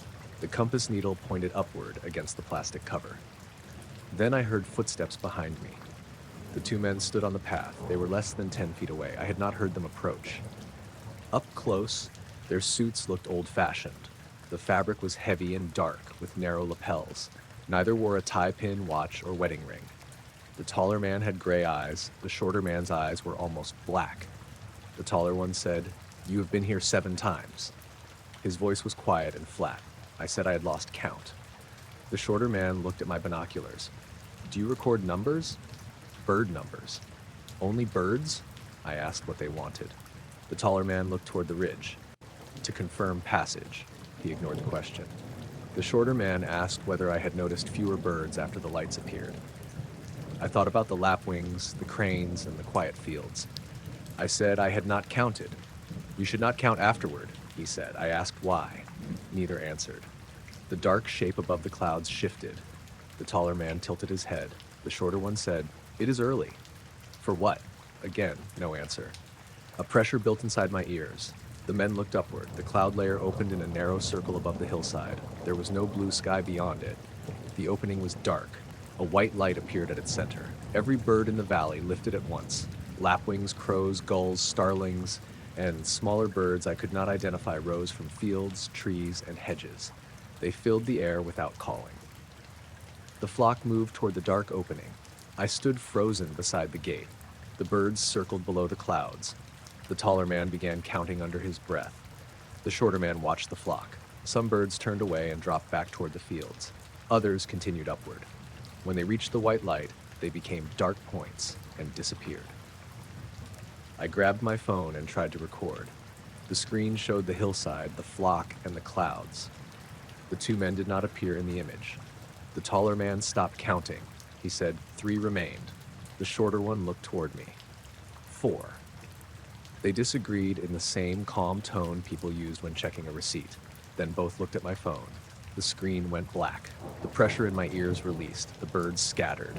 The dark opening closed as the clouds moved together. The sky looked normal again. The taller man stepped closer. "Did you see 4 return?" I said. "I did not know." "You watched." "I wasn't counting." He looked at the shorter man. The shorter one nodded slightly. They turned away. I asked who they were. The taller man stopped. For the first time, his expression changed. He looked tired. "We were here before the birds." Then they walked uphill. I watched until mist formed along the ridge and covered them. My phone came back on. The time was 8:42. It had been 6:19 when the birds lifted. I had been standing there for more than 2 hours. The hillside was empty. The gate was locked again, with the chain wrapped around it.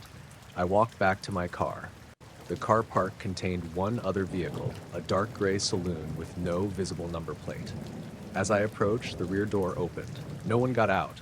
I kept walking. The door remained open until I passed. Inside, the back seat was empty. On the seat lay a pair of binoculars. They looked identical to mine. The saloon pulled away without the rear door closing.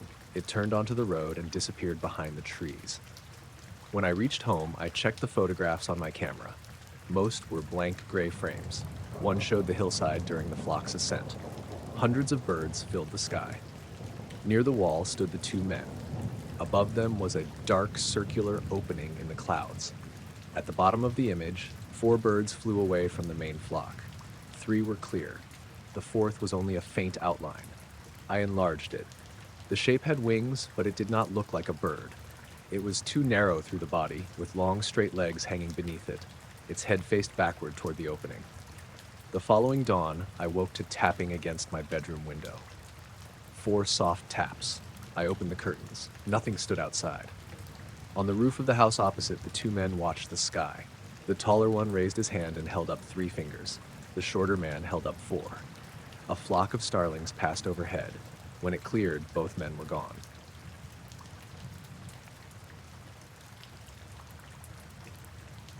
The padlock felt warm, even though the whole storage building was cold.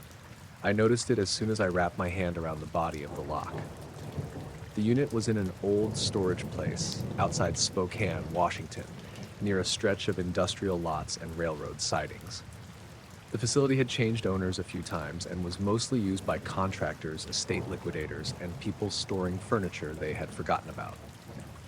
My name was Joel Ramirez. I had worked as a locksmith for 16 years. Most storage calls were simple. Someone lost a key, stopped paying rent, or bought a unit at auction and needed the old lock removed. That morning in January was clear and freezing. Snow from the week before had turned hard along the edges of the lot. The sun was out, but it had not warmed anything. The manager, a woman named Kendra Moss, met me at the gate around 8. She said Unit C-17 had not been opened in at least 12 years. The original renter had disappeared from their records after the storage company was sold. No current phone number, no working address, and no payment history after 2011. Somehow, the unit had never been cleared. It got overlooked during one ownership change, then sealed during another. A new owner had bought it at auction the day before. He was supposed to meet us at 9. Kendra led me through 2 rows of metal buildings to a narrow section near the back fence. C-17 had a roll-up door with faded blue paint and a heavy brass padlock. The lock was old but good quality. No rust around the shackle, no scratches near the keyway, no obvious tool marks. That was strange after so many years. Locks exposed to weather usually showed something. Dust, corrosion, dirt packed into the mechanism. This one looked like it had been installed recently, except the brass had darkened with age. I touched it again. Warm, not hot enough to burn, just warmer than my hand. Kendra noticed me staring. "What?" I asked if anyone had tried opening it recently. She said no. The facility had cut most of the abandoned locks before the auction, but C-17 was listed separately because the contents had never been inventoried. I used a flashlight to inspect the keyway. There was a thin, dark residue inside. It smelled metallic, almost like old batteries. I tried a tension tool. The plug did not move. I used lubricant. Still nothing. The lock was not frozen. It felt blocked from inside, as if something solid sat behind the pins.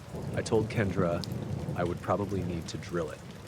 She shrugged and said the buyer had approved whatever was necessary. While I set up my tools, I heard tires on the gravel. A black sedan came around the corner and stopped about 30 feet away. Two men got out. Both wore dark coats and plain trousers. One was tall, with gray hair and a narrow face. The other was younger, heavier, and had very pale eyebrows. They did not look like people who bought storage units. The older man walked toward us and asked if the owner had arrived. Kendra said no. He looked at the lock. Then he offered her $5,000 for the contents of the unit. Kendra laughed because she thought he was joking. He said he was serious. The younger man held a white envelope in one hand. It looked thick. Kendra explained the unit had already been sold at auction and they would have to deal with the buyer. The older man said they preferred not to involve him. I asked if they knew what was inside. He said no. That answer made no sense. Storage auctions were mostly junk. Old couches, mattresses, boxes of clothes, broken tools. Nobody offered $5,000 without seeing the contents unless they knew something. Kendra asked their names. The older man gave the name Paul Dyer. The younger one did not introduce himself. Kendra asked how they had heard about the unit. Paul ignored that. He looked at me and asked whether I had started opening the lock. I said I had tested it. Did it turn? No. Did the shackle move? No. Did it show signs of prior entry? I told him it did not. The younger man watched my face closely. None, he asked. Not that I can see. The two men looked at each other. The younger one lowered the envelope. Paul thanked us and said they would wait for the owner. They returned to the sedan but did not get inside. They stood beside it, looking towards C-17. Kendra muttered that they were probably collectors who knew the original renter. I asked who the renter had been. She checked the old sheet on her clipboard. The name was Edwin Sorrell. I had never heard it. I started drilling the lock. The first bit barely marked the brass. I switched to a harder bit and tried again. The drill motor slowed as soon as it touched the keyway. The battery indicator dropped from full to 1 bar. I pulled it away. The battery showed full again. I tried with a second drill. Same thing. The motor struggled, the lights on the tool dimmed, and the metal body became cold. The lock stayed warm. Kendra stepped back. I took out a small grinder. Before I turned it on, a low humming sound came from inside the unit. It lasted maybe 3 seconds. Kendra heard it too. She asked if there was power inside. There was not. The whole row had been disconnected years earlier. I knocked on the metal door. The sound was dull, like the unit was packed tightly from floor to ceiling. Then something knocked back. One soft tap. Kendra looked at me. I waited. A second tap came from farther inside. Then a third. I asked if there could be an animal trapped in there. She said the units were not connected and there were no openings except small roof vents. The men by the sedan had turned toward us. The younger one raised a hand, not waving. More like he wanted us to stop. I ignored him and started the grinder. The wheel touched the shackle. Every light in the storage facility went out. The office, gate lamps, and security lights all shut off at once. The grinder stopped in my hand. The black sedan's headlights came on. The light from them looked pale and flat against the snow. Kendra took out her phone. It had no signal. Mine did not either.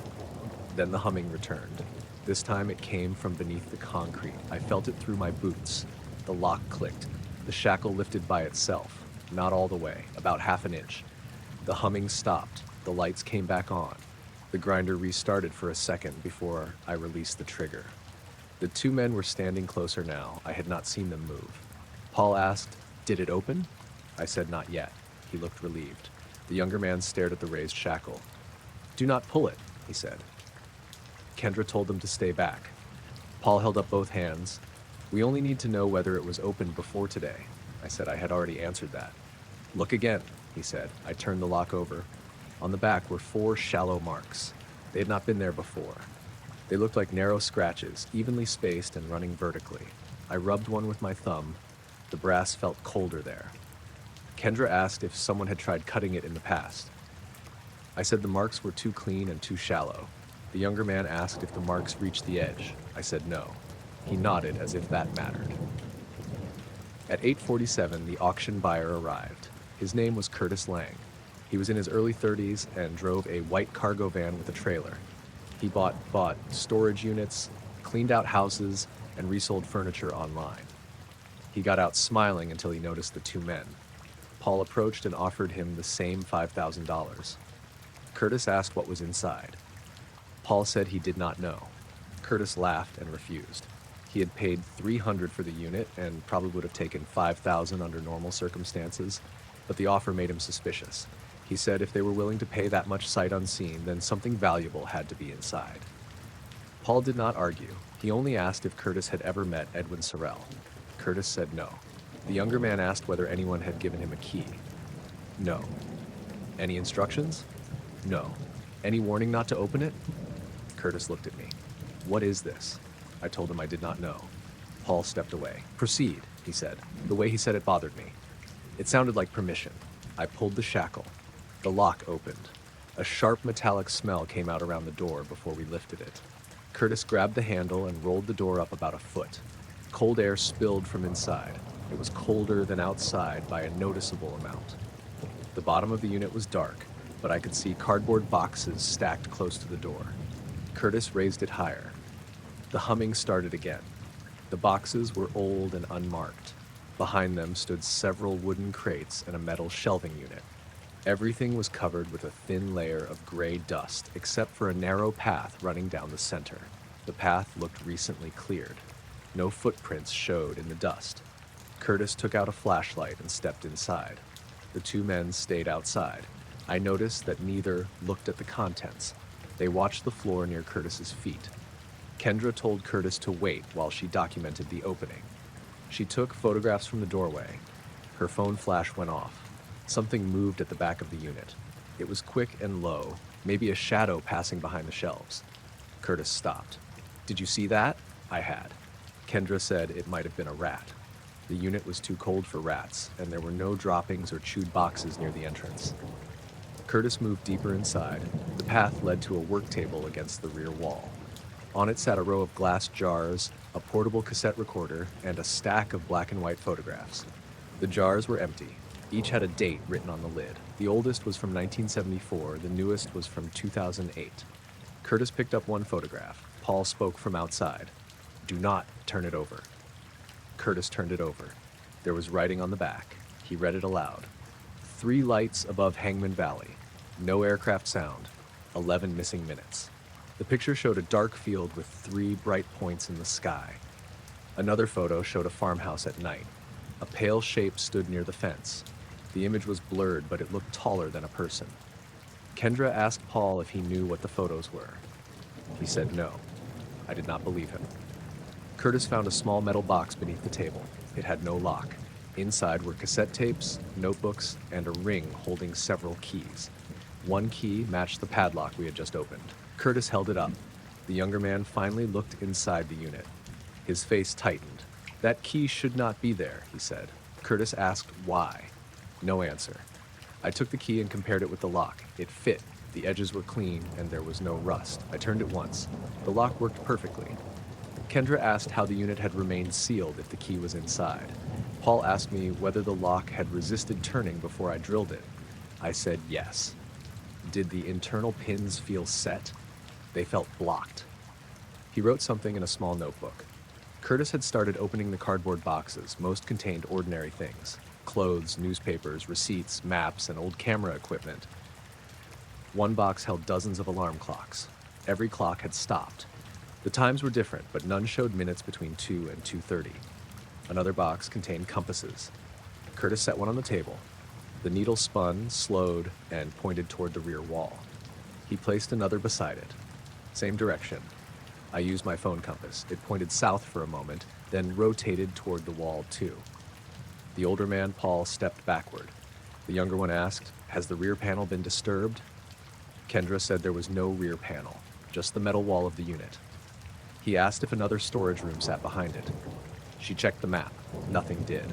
C-17 was built against the outer edge of the property. Beyond the wall was a drainage ditch and the railroad embankment. Curtis moved toward the back. The metallic smell grew stronger. A vertical seam showed in the metal wall behind the table. It looked like a door had been cut into it and covered with matching panels. I had not noticed it from the entrance. Curtis ran his hand along the seam. The humming